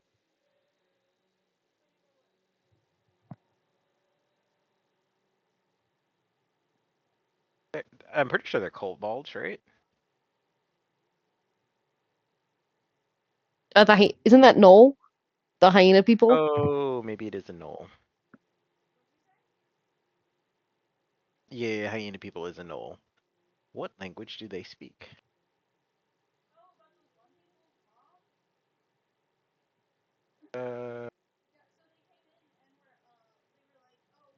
Well, darn. They have to have a pack leader. Oh. I can wild shape into a hyena. You think that'll work? Well, I think the fact that you rip something's neck out with your teeth might be enough. That's true. I am still covered in blood too. They are chaotic evil though, so they will 100% turn on us. Savage. Yeah. What? I was hearing tea going on in the background about how some kids roasted their own mom in the store publicly. I forgot it was unmuted. My bad. LOL. Okay, so we need to not die. I'm also now sad that I've learned that Smalls' collective HP pool is higher than my entire HP pool with my dog. Wait, how much HP do you have? I only have 66. I've been rolling shit. Jesus. Yeah, Mine's my really. I've max also is done really 66. good. Mine's 50. Jesus. Mine's And then, 60. But it's my less than Drum had. Like Drum had like 78 or something like that when he Yeah. died. so my dog has 39. Wait, you said you have 66 with your dog. No. I have 66 as a max HP. Oh, okay. My dog Got it. himself has 39, which is only 103. No, 105 total. But Smalls with his Stone's Endurance and Second Wind theoretically has more HP. Very fair. Oh, interesting. I don't think.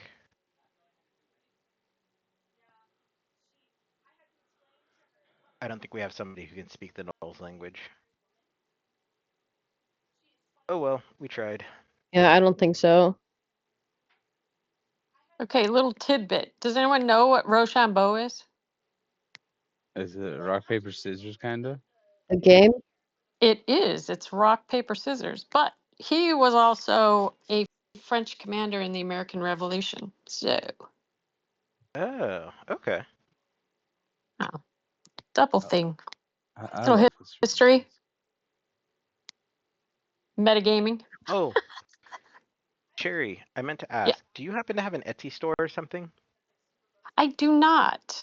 But you can text me or give me any orders you want, and I can send them your way. Sounds good. Sounds good. Do you happen to do I've- shakers, or do you only do the 20 and 40? 32 ounce? 40? Okay. Oh, I have a 32 ounce. It looks like a thermos, but I do have a shaker. I made one for Marshall that has a D&D theme, but shakers for drinks. Yeah, shakers for drinks. Yeah, I actually do. I have one. All right, Yes, if you'd like. I will definitely. I will text you probably later this week. Because I want. I want stuff. So, Nice. Well, I'm glad you liked it. yes. The kids are a huge fan of it, actually. Oh, cool. Awesome. Yeah, but I think just it's got even- 2 new cases of just the 20 ounce one. Some of them have the handles and some of them don't. Okay. And some are glossy and some are just flat. But I do have one shaker and I can get more if you want more. But I can also send you, or Marshall can send you a picture of the shaker that I made for him. That'll probably work. Yeah. Yeah, it was just I have an idea to get them for the kids. I still haven't decided because I don't know if they'll take care of them. Oh, yeah, they're kids. they're almost indestructible other than throwing them in the dishwasher, which will lighten the ink. But other than that, I mean, they're pretty sturdy. Okay. All right. So, yeah. And I also have, how old are the kids? They're going to be 12 and 11. Oh, okay. Because I have smaller cups too, but they're like 14 ounces. Okay. You know, but they also have the straws, but they're smaller for younger kids. But they also have a sippy top, so, or not a sippy top, but you could slide the top back and drink from the cup itself. So those actually might work better because they have like something they have to drink in the evening, like a supplement type thing that they drink in the evening. So I think if they have a cool cup, they might remember a bit better on their own. Yeah. So Yeah, and they that can is shake the my supplement and everything in there. So yeah, good. Oh, that's even better. Okay. Yeah. Sweet. Send me some ideas and I will get them to you. Sounds good. Thank you. I will definitely be in contact. Definitely. Cool. All right. Is everybody back? I know we lost Smalls. Smalls has got to get up at 30 in the morning, so. Yeah. All good. Present. All right. Monica? Wales? Wales and Monica? She was on the phone with Madre, so I was getting her attention real quick to let her know it was time. Okay. But yes. I heard she is Drew. back in. Heard John, heard Maddie. Lindsay just let the dogs out. Yeah, some of us never succeeded in leaving just because we miss our friends that much. Well, we miss all of you guys too. I'm here. Who was that? Ellie. Who's here? Oh, Ellie's here. Yeah, I heard. Say, I heard her here. We're all good there. Yeah. All right. I am here. Good. All right. Hi. We're going to dive back in. With that, Wasser and Aqua, we're going to dive back in. Battle is over. Everybody comes out of combat. Wasser and Aqua come over, and they are assisting Drew in calming down the hippo. Everybody else kind of gives it a bit of a wide berth. Did Small say what he wanted to do before he took off? Nothing directly, but He he just gave said- us advice on locking down the front gate and then exploring the other part of the fortress. But I don't know whether that'd be a tonight thing or if we'd want to do that after we rested. So, Gotcha. that's a party Okay. decision there. We should. So with that, what's the rest of the group doing? You guys have. I'm going to say that Smalls assists Ellie with getting Rosham out of his cage, or breaking his shackles and getting him free. Are you guys leaving the hyena folks in the cage for now? Yeah. Okay.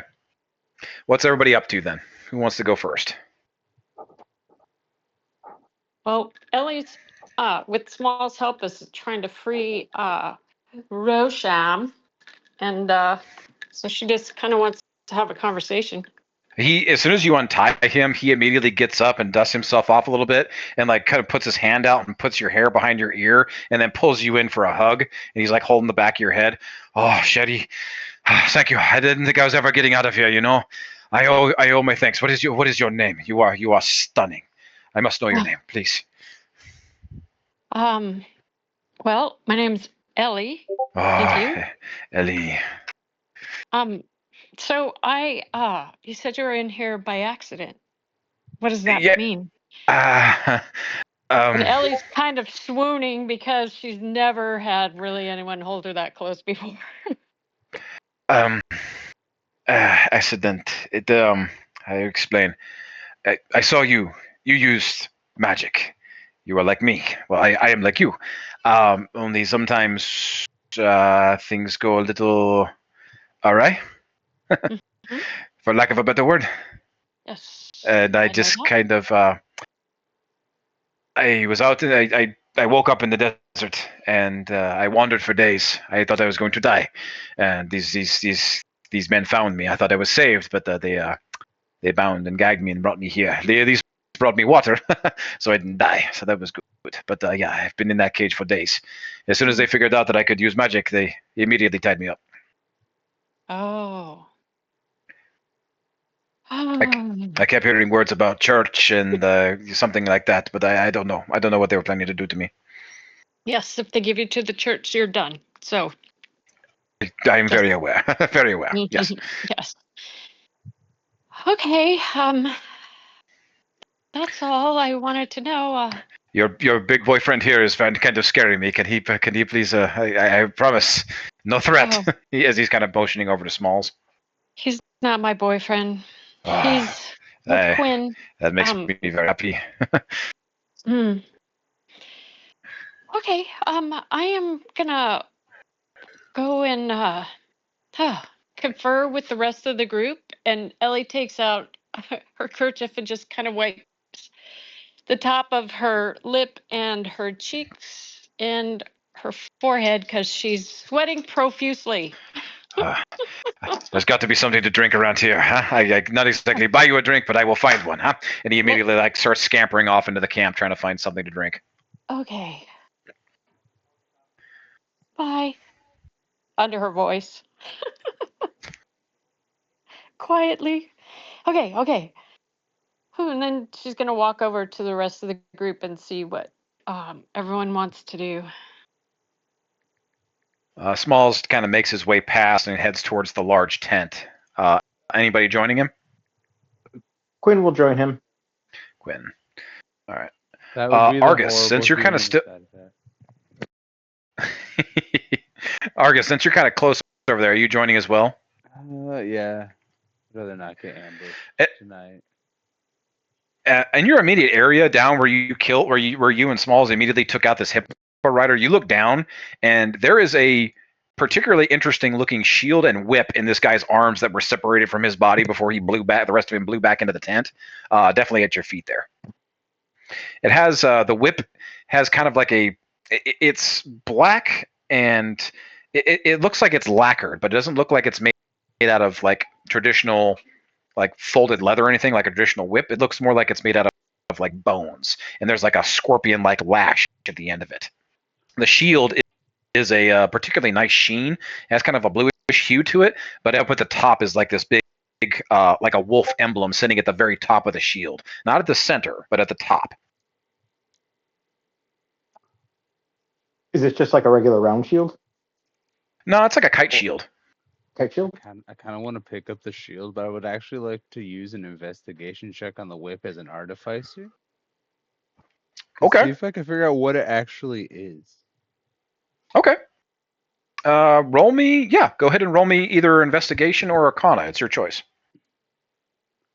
Ooh. We're gonna go with arcana. Because they're both the same bonus. Wow, rude. That's an 8. 8? Yeah. It's some kind of. It's made out of some kind of. Looks like insect part, as much as you can tell. Oh, we're picking it up so I can look at it more later. Cool. Do you or Quinn take the shield?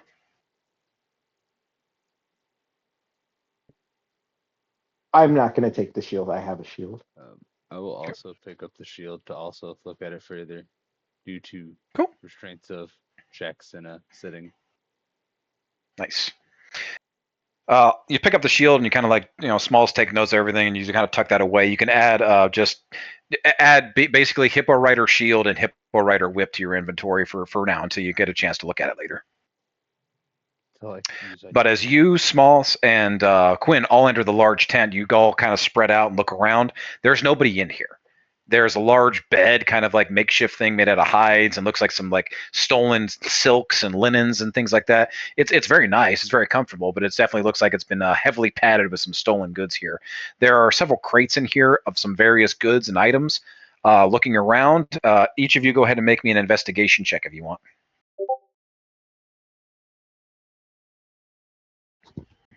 Can Ellie head over to the tent as well? You want to join him in the tent? Yeah. Okay, sure. I'd say that you could do that. You can also make an investigation check when you get there. Cool.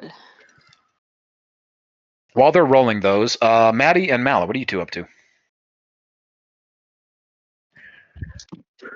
I think I'm still trying to see if there's any clues to Maiko, just because this is where we tracked her and ultimately what I want to be able to accomplish. You and Malin using your tracking abilities? Okay. Yeah. Awesome. Go ahead and roll me.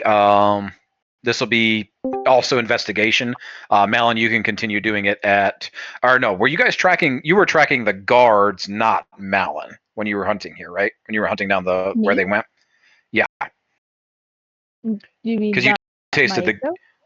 Yeah, when you were tracking to find this place, you tasted the guard's blood, not Maiko's. Yes. Okay, so these are just straight rolls then. Okay. Investigation? Yeah, unless you have another skill that you can justify as you're hunting around. Just perception, so investigation's probably the right one. I got perception 21. is just 21, not bad. 14. 14. Looking around investigation-wise, it does look like there's been a various exchange of people. You kind of you go from the cage to cage where Rosham was. You're avoiding the one where the hyena people are. They're still very much so clanging against and to kind of braying through their maws are all wrapped up, but they're trying to howl through. You go over to the one where Wasser and Aqua were. These folks were here, but it also looks like there were other people in these cages as well. People were moved around. You don't see all the tracks here. You're counting the number of people you killed out in the desert and the number that you've killed here. You kind of feel like you got everybody that was here in this immediate group from that 22 that. And Maddie, what did you roll? 14. 14 from the combined efforts of those two. About an 18, 19, 20, somewhere around there. There does look like there are some tracks that have moved north to the northern fort. Perfect. Then we continue north. Absolutely.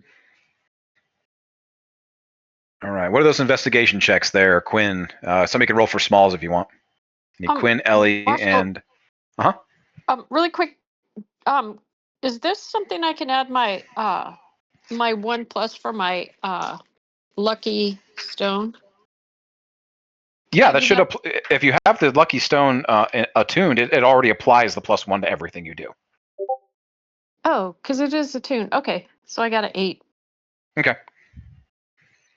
Okay, I got a 10, and I'm rolling for Smalls right now. He got a 9. 9? Okay. Yeah. Argus, what you get?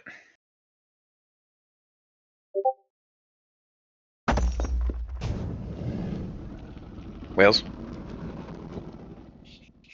That is a 17. 17. Okay. On those combined, there's not a lot in here that you, like I said, it's a bunch of stuff that looks like these guys have claimed.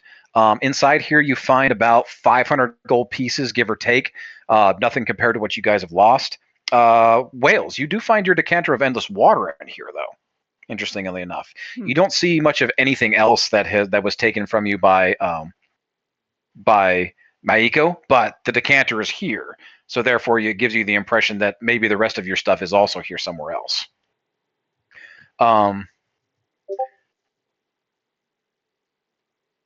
Quinn, you find Quinn combining with, I'll give you this one. Quinn combining with Argus, you guys are looking around. Argus, you picked up that shield, and Quinn, you took note of the shield. You notice that there's a longsword propped up against the wall that has a similar wolfish motif at the end of the hilt. It kind of has the same blue metal hue to it as well. Same design.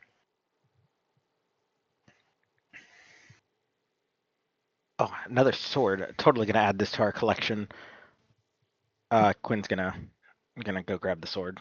Ellie, as you're looking around, you notice off in the distance, it looks like something that was stolen from. You don't really know where, but it's kind of a strange like motif, like a bust, like a statue. But it looks like as if something needs to be placed on it. It doesn't really look like it's a wildling design. Maybe something of a similar tribe of, somewhere up here in Marzenstein perhaps, but it looks like you need to place something on it, like it's designed to hold a crown or a helmet. It's something like that, but there is a particular design of lions on it, you notice. Is it heavy? It's heavy. It's a giant stone bust. Would I be able to put it in the cart? Possibly. Because I couldn't carry it. It's about 60, 70 pounds. You want to try and move it over to the cart? Yes. I'd say smallest helps you out. Okay, cool. Okay. Go ahead and add lion bust to your inventory if you want to. It is heavy, so like I said, we'll say that it's in the cart inventory for right now. Yeah. Okay. All right. But yeah, on the rest of those, there's nobody in here. There's really nothing else in terms of loot. Like I said, there's definitely some goods in here, maybe some linens and some silks, but you don't really nothing that you're really looking for right now. But can Ellie take a few of the silks to put in her weaving supplies? Sure. All right. So is it just silks, or is there cotton or broadcloth or anything like that? Let's not worry about that right now. We'll talk about it later. Okay. Not going to get caught up in too many details. With that, you guys come out. Pico, what are you doing? You're the last one.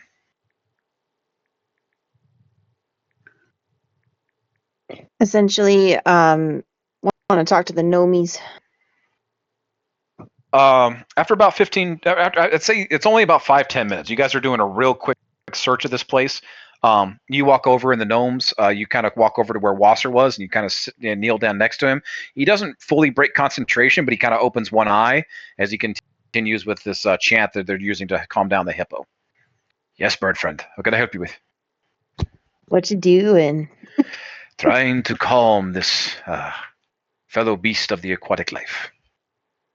Huh. He is not here willingly, like most of us. I am glad that you did not do harm to him. This is good. You've done a good thing.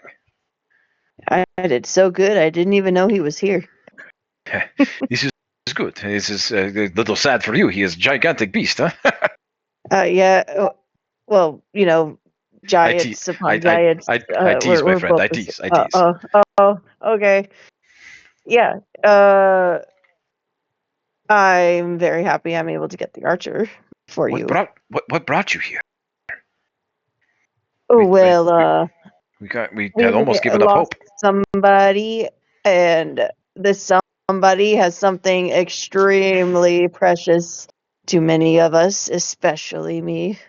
You lost My somebody. Tenji was taken from me. I- Oh, my Tenji. I am sorry, friend. I do not know anyone by the name of Tenji, but I'm It's sorry fine.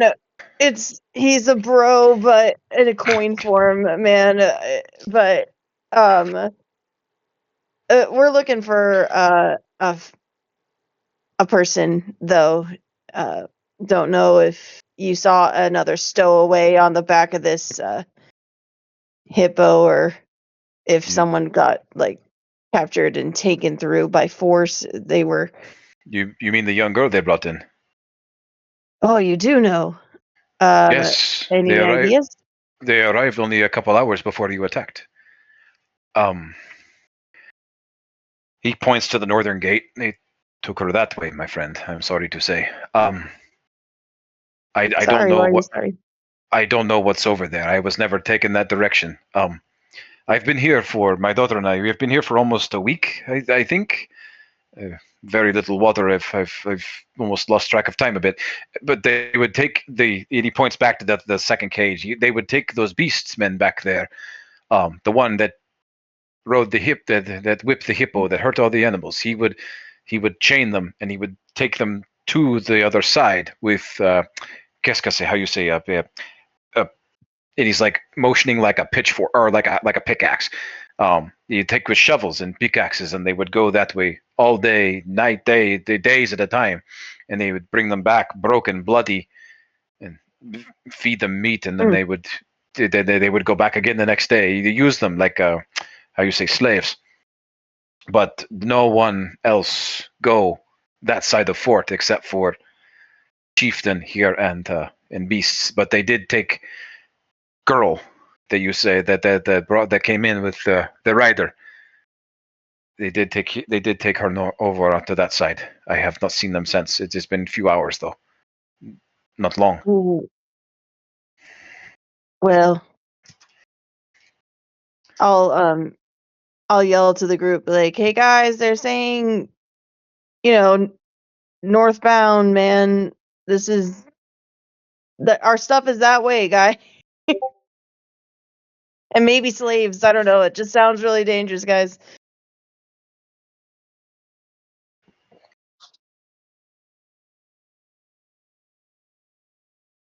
All right, with that, everybody comes out of the tent. Drew, you're continuing to chant with Wasser and Aqua. Yeah. Maddie and Malin, you guys come over and congregate with everybody else that comes out of the tent. Everybody that was in the tent explains there's nobody in there. You're able to find some gold. There's some goods back here, a couple items that you've been able to pick up, but no people. Malin, Maddie, you explained that there are tracks, like people being moved around.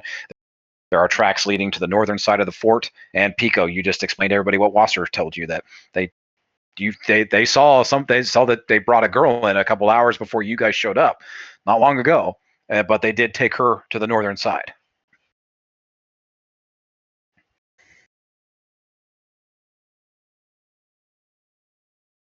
So Ellie leans over and whispers to Argus, "Maybe you should give Pico the 10 gold." Now let's see how much longer he keeps sticking around.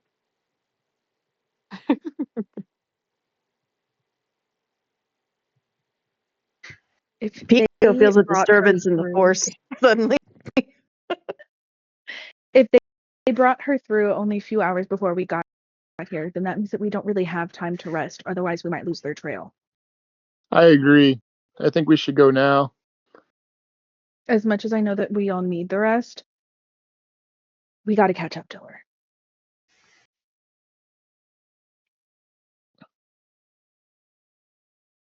Did when Pico and Malin came in, did they bring the cart with them, or is that still left back where we were at before? No, she was moving Pico with the cart.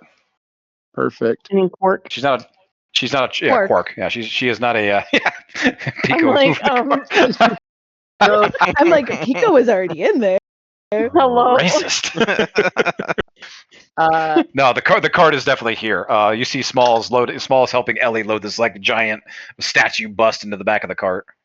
okay, I'm gonna go see if I can close that heavy gate, the one that we came through, to kind of close it behind us, so that we can just move forward. Okay. So you lock the southern gate to the southern fortress? Yeah, I'm gonna lock the southern gate. I should still have the giant strength with me. Okay. Yeah, Rosham comes over. Hey, I found a keg over here. Who's up for a drink, huh? Ellie raises her hand. Oh, I knew I liked you. I'm sorry, but we have to keep moving. Keep moving. Where? We are free. I We want to have thank go you. north. Oh, We need to The find others- that girl. the others. Oh, you get the look on his face like he knows exactly what you're. I saw them bring her through. She was terrified. Oh, we Yeah. have to find her. Please note, Quinn still looks exactly like Mayiko. He's like, Yeah, he hasn't really logged. This is the first time you walk up. He's like, "Ah, it must be sister. She looks exactly like you." Sorry, yeah, they took her not too long ago. I don't. I hear. I don't. I've never been on that side. It smelled terrible though. So, yes, please. The girl was terrified. Please go. Here, and he's gonna put the drink down, and he's gonna come over to Ellie and Quinn. He's gonna put his hands on your shoulders, and he's gonna like tap you on the cheeks, and he's gonna give you bardic inspirations, and you can hang on to those. Nice. Nice. I don't have much. I haven't slept much well in the days since I came here. Very much so need a drink. Please, give best of luck. I don't know. I don't know. I wish I had more to give. Totally, thanks. Yes, we've got to go save my sister. As Quinn flicks her hair back. I knew it. Yes, you are far more endowed than your sister. But yes, she seemed very scared. Go, rescue. Where are you gonna go? I stay here. I'm free.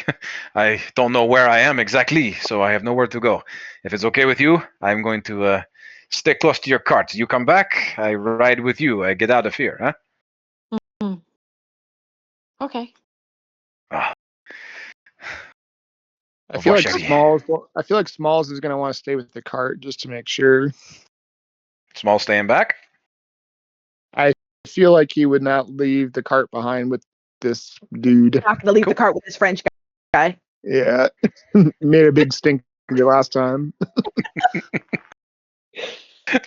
Yeah, I would say that Smalls is definitely like, yeah, I'm gonna stay here and watch my shit. So Yeah.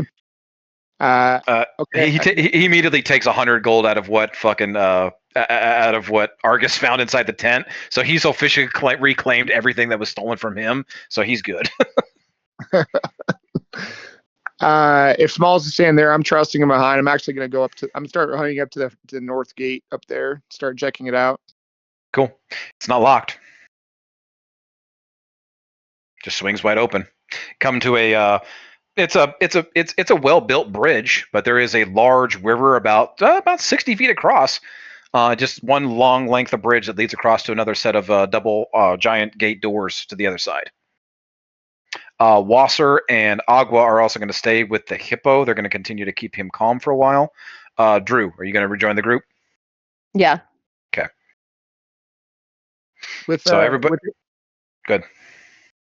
With the amount of noise that we're making with that battle, I don't think we need to really sneak up there, to be honest with you guys. We can probably just try and get going. I agree. Yeah, and we didn't see anybody when we flew over. It was just the tent and then the body pits. Yep. I think we should just get going and see if we can catch up. Totally hope the others will be okay. Is Quark staying? Quark's still hooked up to the wagon. Okay. Totally hope the others will be okay.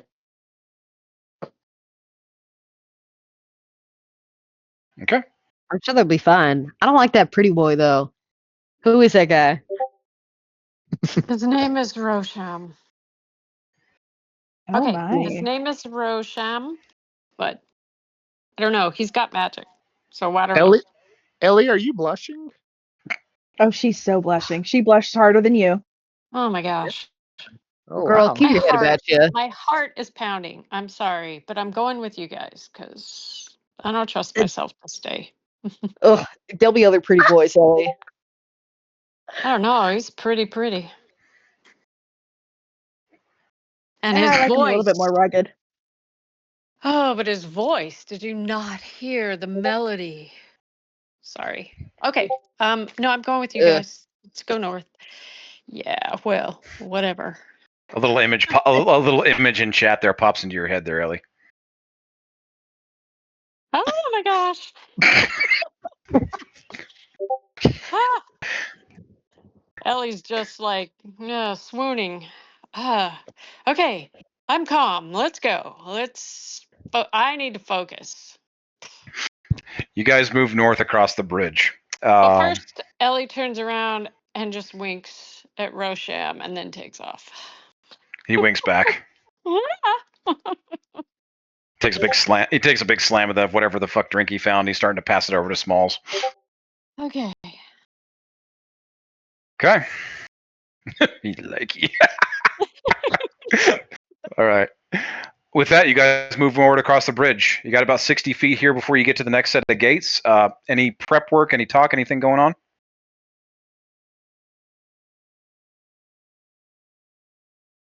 Okay. We just going over, right? It's up to you guys. You What got do you think? got about a minute before you get across the bridge to the gate. And we don't see anything in front of us. It's just pitch black, right? No, it's just the river. It's actually kind of serene. It's flowing downhill from the mountains. It seems like you're kind of in between two mountain ranges here on the left and right hand side, and the river is coming out of a mountain, flows underneath you through this naturally made ravine, and back into the mountain on the other side. Cool. When Drew and I flew overhead, we didn't see anybody up here. There's just a tent from what we saw, so we shouldn't be going into an ambush at all. All right. You guys. Quinn's gonna use her not divine intervention. Sorry, I'm very tired, guys. I'm gonna use my holy thing to recoup a spell slot. Okay. 'Cause I'm out. Almost. Give you a level 1 or 2 spell back, something like that? A level 2 spell slot back. Nice. Okay. You guys get to the gate. What do you do? I think try and open it or push it, whichever route, because I still have the giant strength, so I think I'm gonna try and rely on that. Yeah, you guys push the gate open. It just swings easily. Push it open and walk in then. All right. You walk in. You get about 10 feet, give or take, as you walk inside, and all of a sudden you are met with this overwhelming smell of just rotting dead animals. Maddie, Drew, anybody that was doing the reconnaissance overhead, you remember that there are 2 large pits on either side to the left and right of this northern section here that are just filled with dead animals. All small beasts like foxes and rats and any kind of like desert dwelling creature, but they're all small. There's nothing like the hippo. There's nothing massive in here. It's all little small creatures, hundreds of them, just piled up in these pits.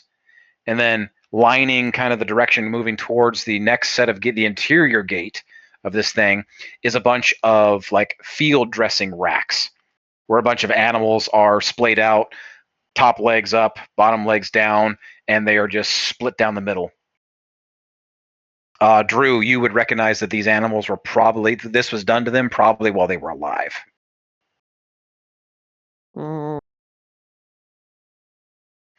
And you guys enter the fort proper?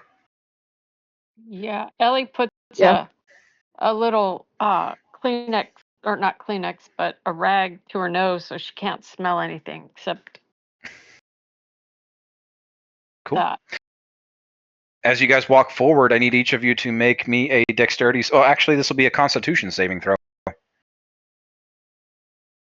And I'll tell you right now, Argus, Drew, Maddie, and Pico, you can all roll this at advantage. But just let me know what it is. And put it in chat, please. Okay.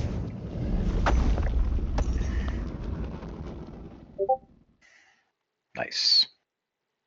Wow.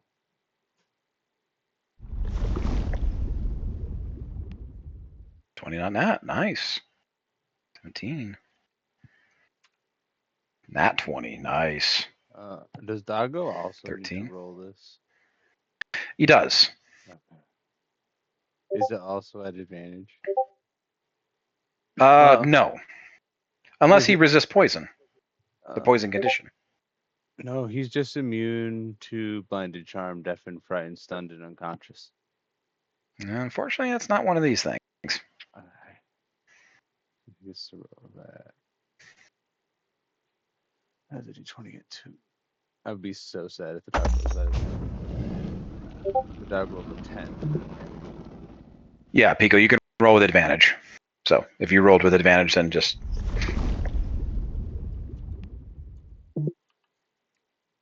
Perfect. All right. 1, 2, 3, 4, 5, 6, 7. That's everybody, right? And doggo 10. Yeah.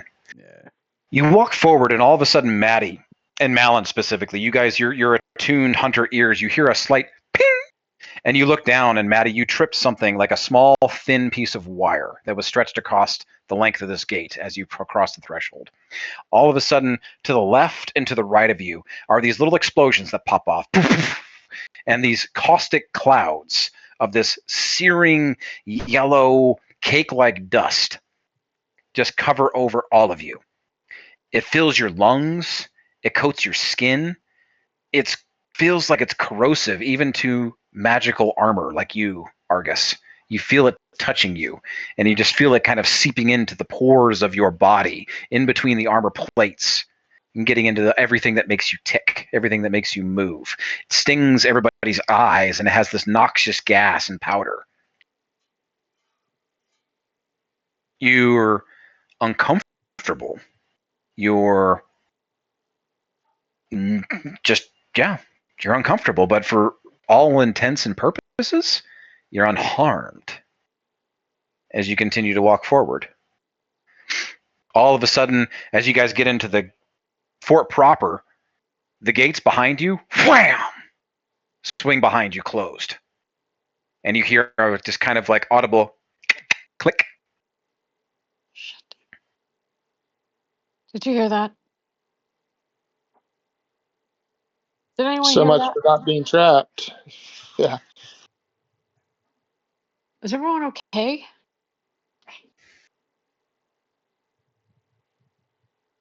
Finn's anyone? gonna sigh. Might as well keep moving forward. Stuff is Yeah, in my hair. feels gross. Can I use a cantrip to make a light? Sure. See if that helps. I try to be aware of how you're feeling. That might have been some sort of toxin or poison. Malin, I'd say with your innate ability, like your inborn, like what you feel with your body and how to recognize poisons and toxins, this is absolutely some kind of poison. Oh, fun. But Like, in terms of what it's doing to you, Mhm. you have no idea. Okay, and then I'm gonna be like, listen, whatever that was, it is a poison. It's likely slow acting. Be aware of how you feel and let us know as soon as you feel different. Ellie wants to cast protection from poison on herself. Okay. That's a concentration spell, right? It is a second level.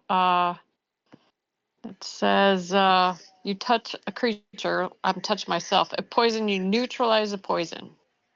Okay. If more than one poison afflicts the target, neutralize one poison that you know its presence and neutralize one at random. For the duration, the target has advantage on saving throws against being poisoned. But it is a Resistance- concentration spell. Casting, range, components, duration. It doesn't say. Okay, so maybe it's not concentration. Mm-mm. Either way. It's an abjuration. It's I'll not, roll but it lasts 1 hour. Nice. Okay, I'll roll something real quick. All right. Nice. Ellie, you cast that on yourself, right? Yeah. Because I don't want to be poisoned. But I do have another one if someone needs it. Wait We a should minute. probably conserve what spells we have. We have no idea what we're walking I know. into. I only have a couple spells left, so yeah. I'll wait and see if something happens and someone needs it.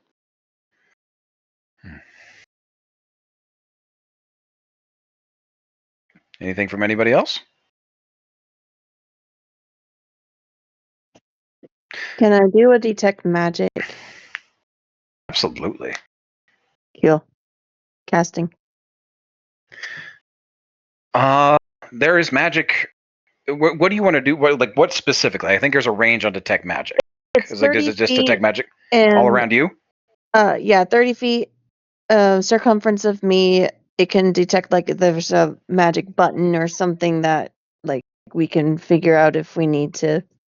It'll highlight an aura about it. As soon as you do that, Maddie, before like you immediately as you cast that spell, you notice something on the ground and you run up forward and you put your hand on Maddie's chest and you stop him from stepping on the ground. As you look down, there is a magical glyph on the ground that he almost stepped on. Whoa, bud! I saw that. Don't step there. So I still can't see anything, right? Like, what are you even talking about? As your eyes Don't start to do clear up a that. little bit, go ahead. I'm like, just don't move. Just but step back, man. Just step. Don't go there. Does the spell Come here. does it detect it for everybody around you, or is it just what you can see, Pico? It's 30 feet. Magical effects within 30 feet of yourself. If you sense effects, you take the magic to see a faint aura around any creature or object that bears the magic. Okay. So I think only you can see it though. yeah. Yeah. So you immediately point down and kind of Yeah, outline the area like with your finger, don't step here, basically. Yeah, don't do that. Okay. Like, I think Pico's a little crazy, and I do take a step back though, just to kind of satisfy Cool. his Cool. need. I don't worry. I'm detecting magic here, and something's off, man, in this room. So I got you. I saved your life. Hell yeah! Let's go use that 10 gold, huh?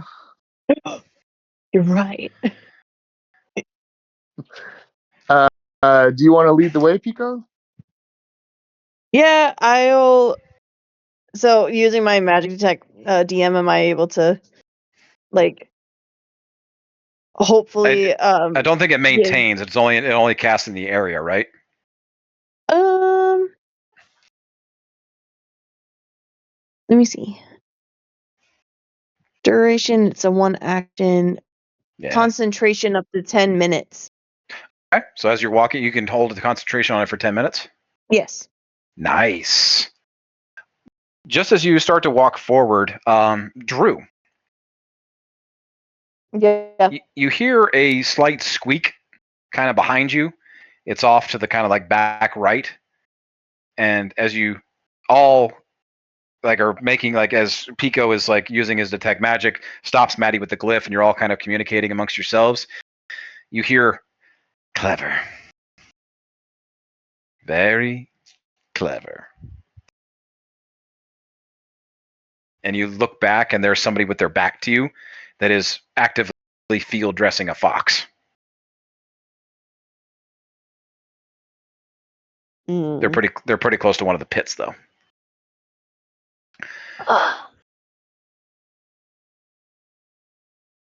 They stop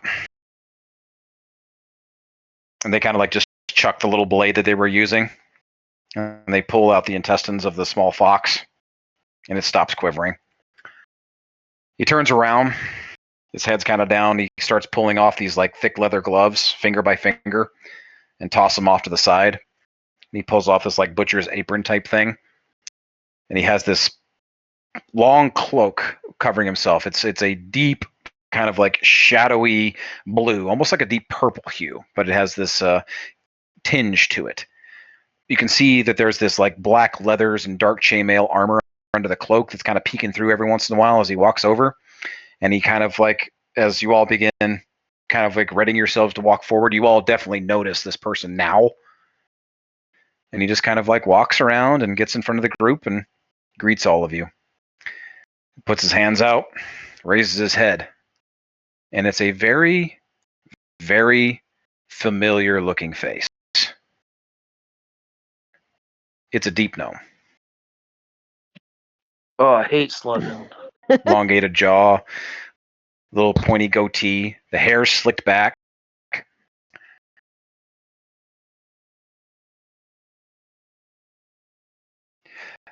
Malin, dangling off of his belt is your cuddly mascot. And it's rather drenched in blood and viscera at this point, but it's just dangling off of him like a little trophy, like a little Labubu. Gross. Oh.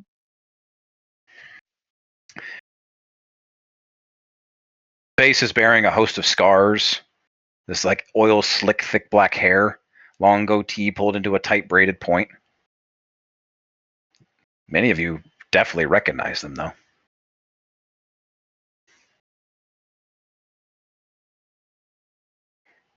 Does anybody say anything? Sorry, but who's Slevin? I'm gonna whisper that to Maddie. Oh, I hate Slevin.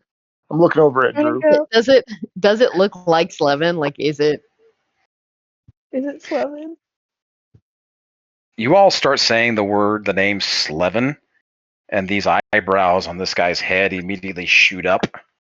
Malin, or I'd say Drew, you specifically notice this is a much younger face.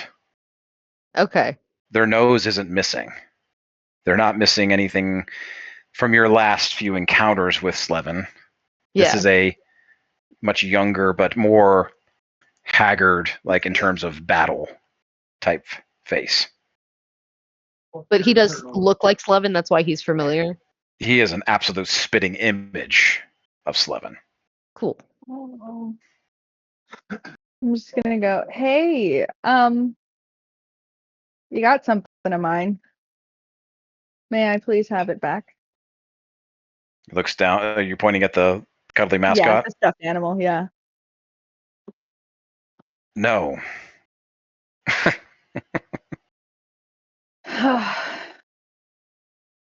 What's your deal, man? My deal? I was really hoping that my men would come marching through here with some heads of some very annoying little interlopers. And lo and behold, here come the heads still attached to the fucking bodies. I take it those useless little peons are all dead. Yeah, they weren't too hard to kill. Bravo. You killed a bunch of... You know what? Never mind. What do you want? I can would I like my help stuffed animal back. And I said no. Shut I'll the kill you fuck up, for it. or I'm gonna put you back up on one of these racks. Try it. You.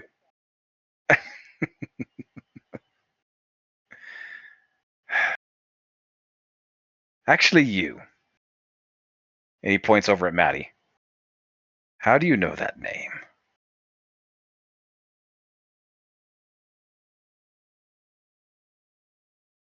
What's it to you? I'm curious. It's been a long time since I heard that name. Let's just call him an acquaintance. How do you know it? He kind of cocks his head and like raises his eyebrow, like he's looking at you like, really?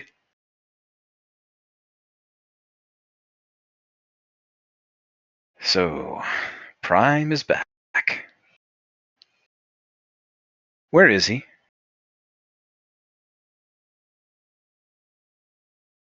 Don't all speak at once. Oh wait. Oh, what's what is that city Home, called? I guess.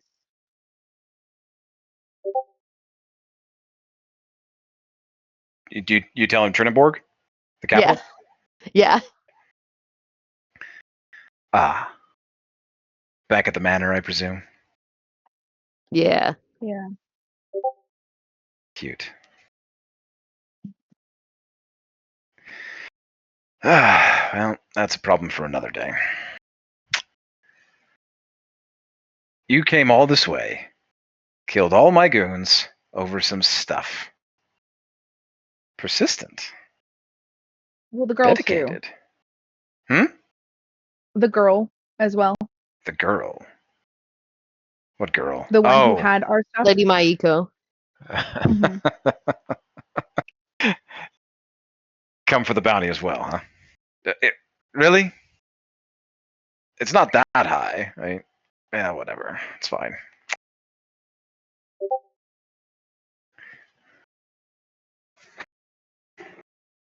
I'm waiting. Nah, she stole our stuff. She And it's took now something that mine. used to be my friend. Well, I'll still kill you.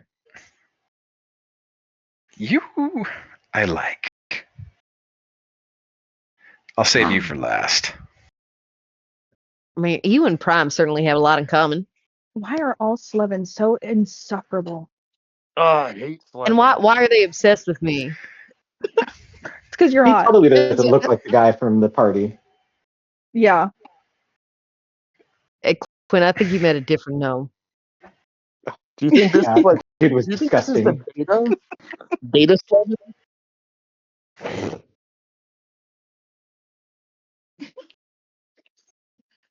Anyway, Sorry. so can we have her and our stuff back? Hard of hearing, aren't all of you? I said no. Seeing how you just killed all my goons, I'm going to hang on to everything that they took, everything that she took. It's now mine, because I'm going to have to march north again and buy a whole bunch more goons, because now you've all put me behind schedule. I'm not a fan of being behind schedule, so no.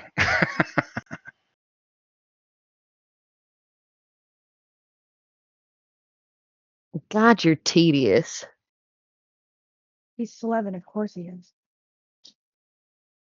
At least the other one has a little flair, a little panache. He's not just torturing animals. Yeah, that part is pretty weird. I know. He seems like kind of a loser. I'm pretty sure he was forgotten about, and that's why he's out here instead of with the other Slevin. Oh, so sad. Ugh, Anybody who wants to, except for Ellie and Quinn and Pico. You can all roll me a history check real quick. Well, I'm not good at that. Does it have to do with anything that I would get advantage on from my Blood Hunter skill? No, this is just be a history check for. Technically, it's a Slevin history check. 19 to spy on the old 19. master. Hey, a quick question. Is he considered a fae, fiend, or undead? You don't know yet. Dang it! Fine. I'll just roll a regular roll then. Your compendium says That's a unregistered. 22.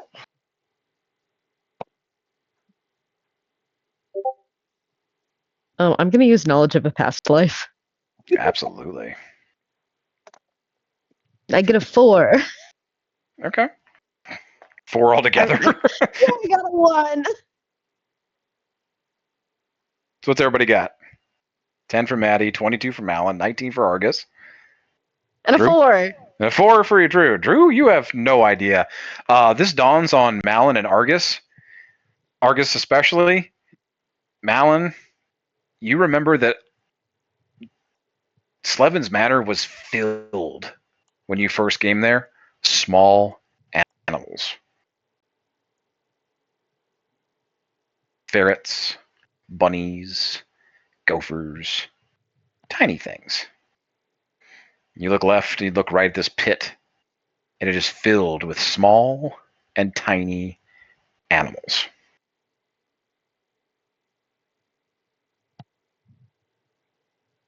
And sorry, Drew, what did you call him?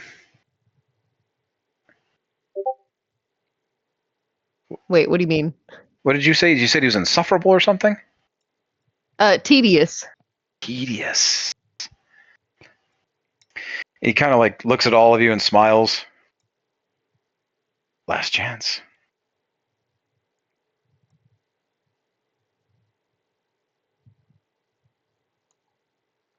Do you want us to apologize? I want you to leave. Fuck off. Where's the girl? Why are all We're gnomes not so leaving rude? without her. He claps his hands together, and 1 becomes 3. As all of a sudden, perfect copies of him appear behind him. And then all 3 of them clap their hands again. And 3 become 5. Can Ellie counterspell? Sure. Counterspell. What do I got to roll? I'm trying to get there. Shoot. I was just looking at it. Damn it. Fetch it.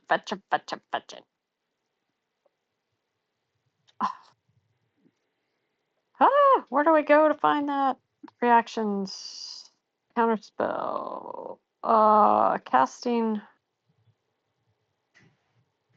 Attempt to interrupt a creature in the process of casting a spell. If the creature or the casting spell, the ability check DC equals 10 plus the spell level. You cast counterspell though? Yes. Maddie, you hear behind you another soft whisper. No. Ellie, you hear behind you. It's not a spell, bitch. Yeah. All of a sudden, Maddie, in between your ribs, you feel a quick stabbing pain as something slips in between the soft parts and twists. Ellie, same for you. Oh shit.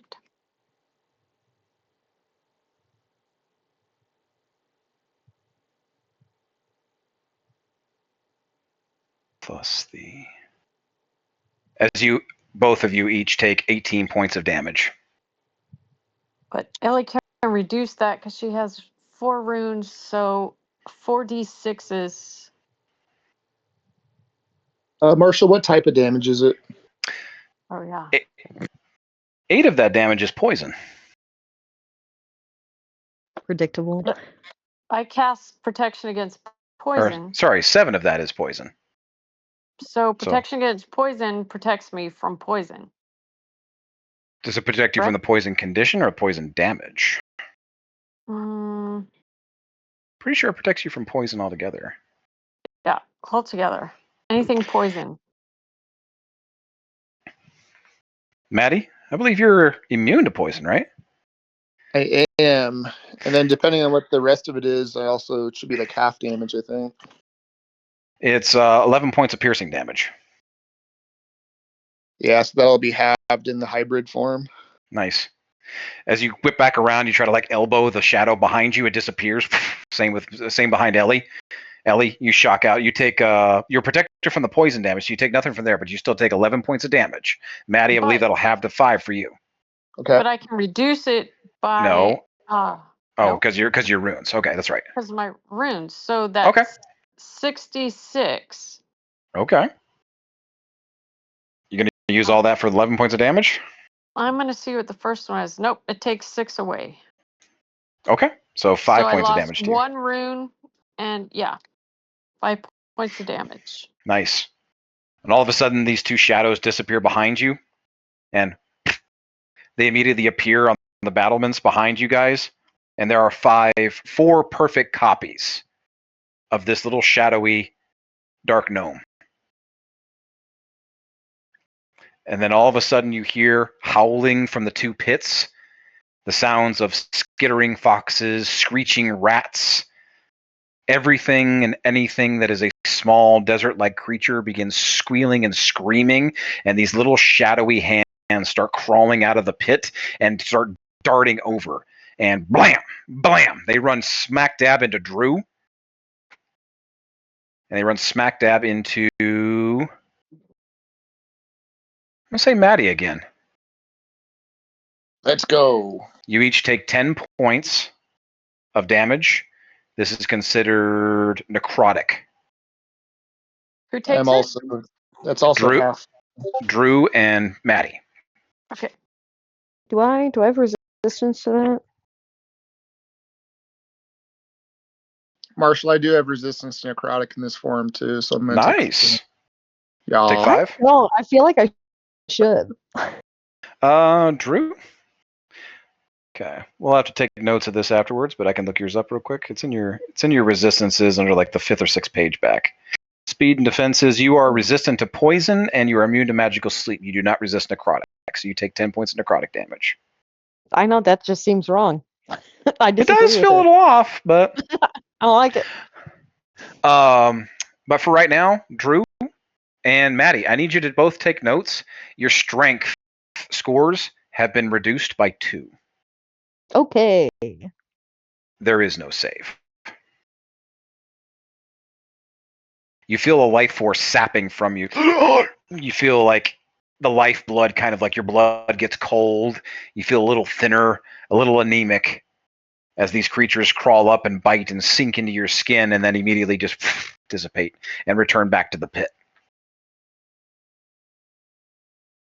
And then this little dwarf, this little gnome again, claps his hands, and the two copies with him immediately teleport back to the gate, and they are all standing around you. There are now 5 of them, 2 at an elevated position, 3 near the main gate, about 15, 20 feet apart. And we're going to roll initiative again, and that's where we're going to end tonight's session. Oh, I hate Slevin. So Like, I hate this guy. the real question is, Oh, man, after he's so slaughtering sorry. the Entire reverse encounter. ambush camp, did we level up? No, because you haven't taken a long rest yet.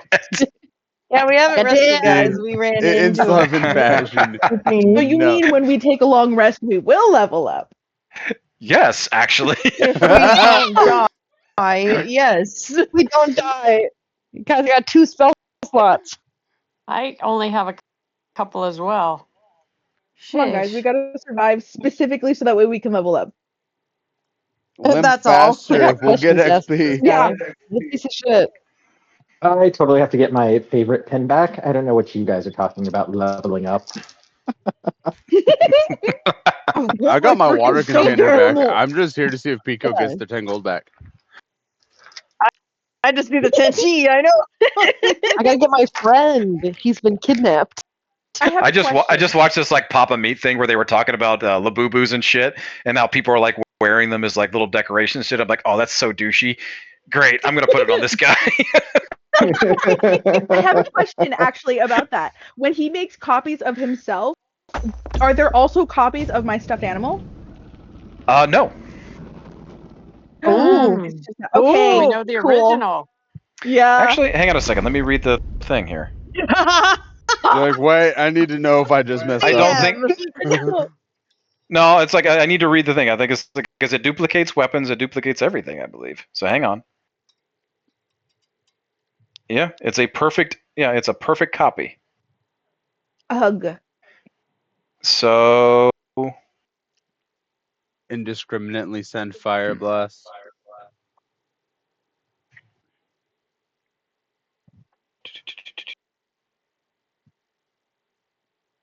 I'm gonna go ahead counts as and stop the advantage. recording. Oh, do It I doesn't have crimson specific. light activated? It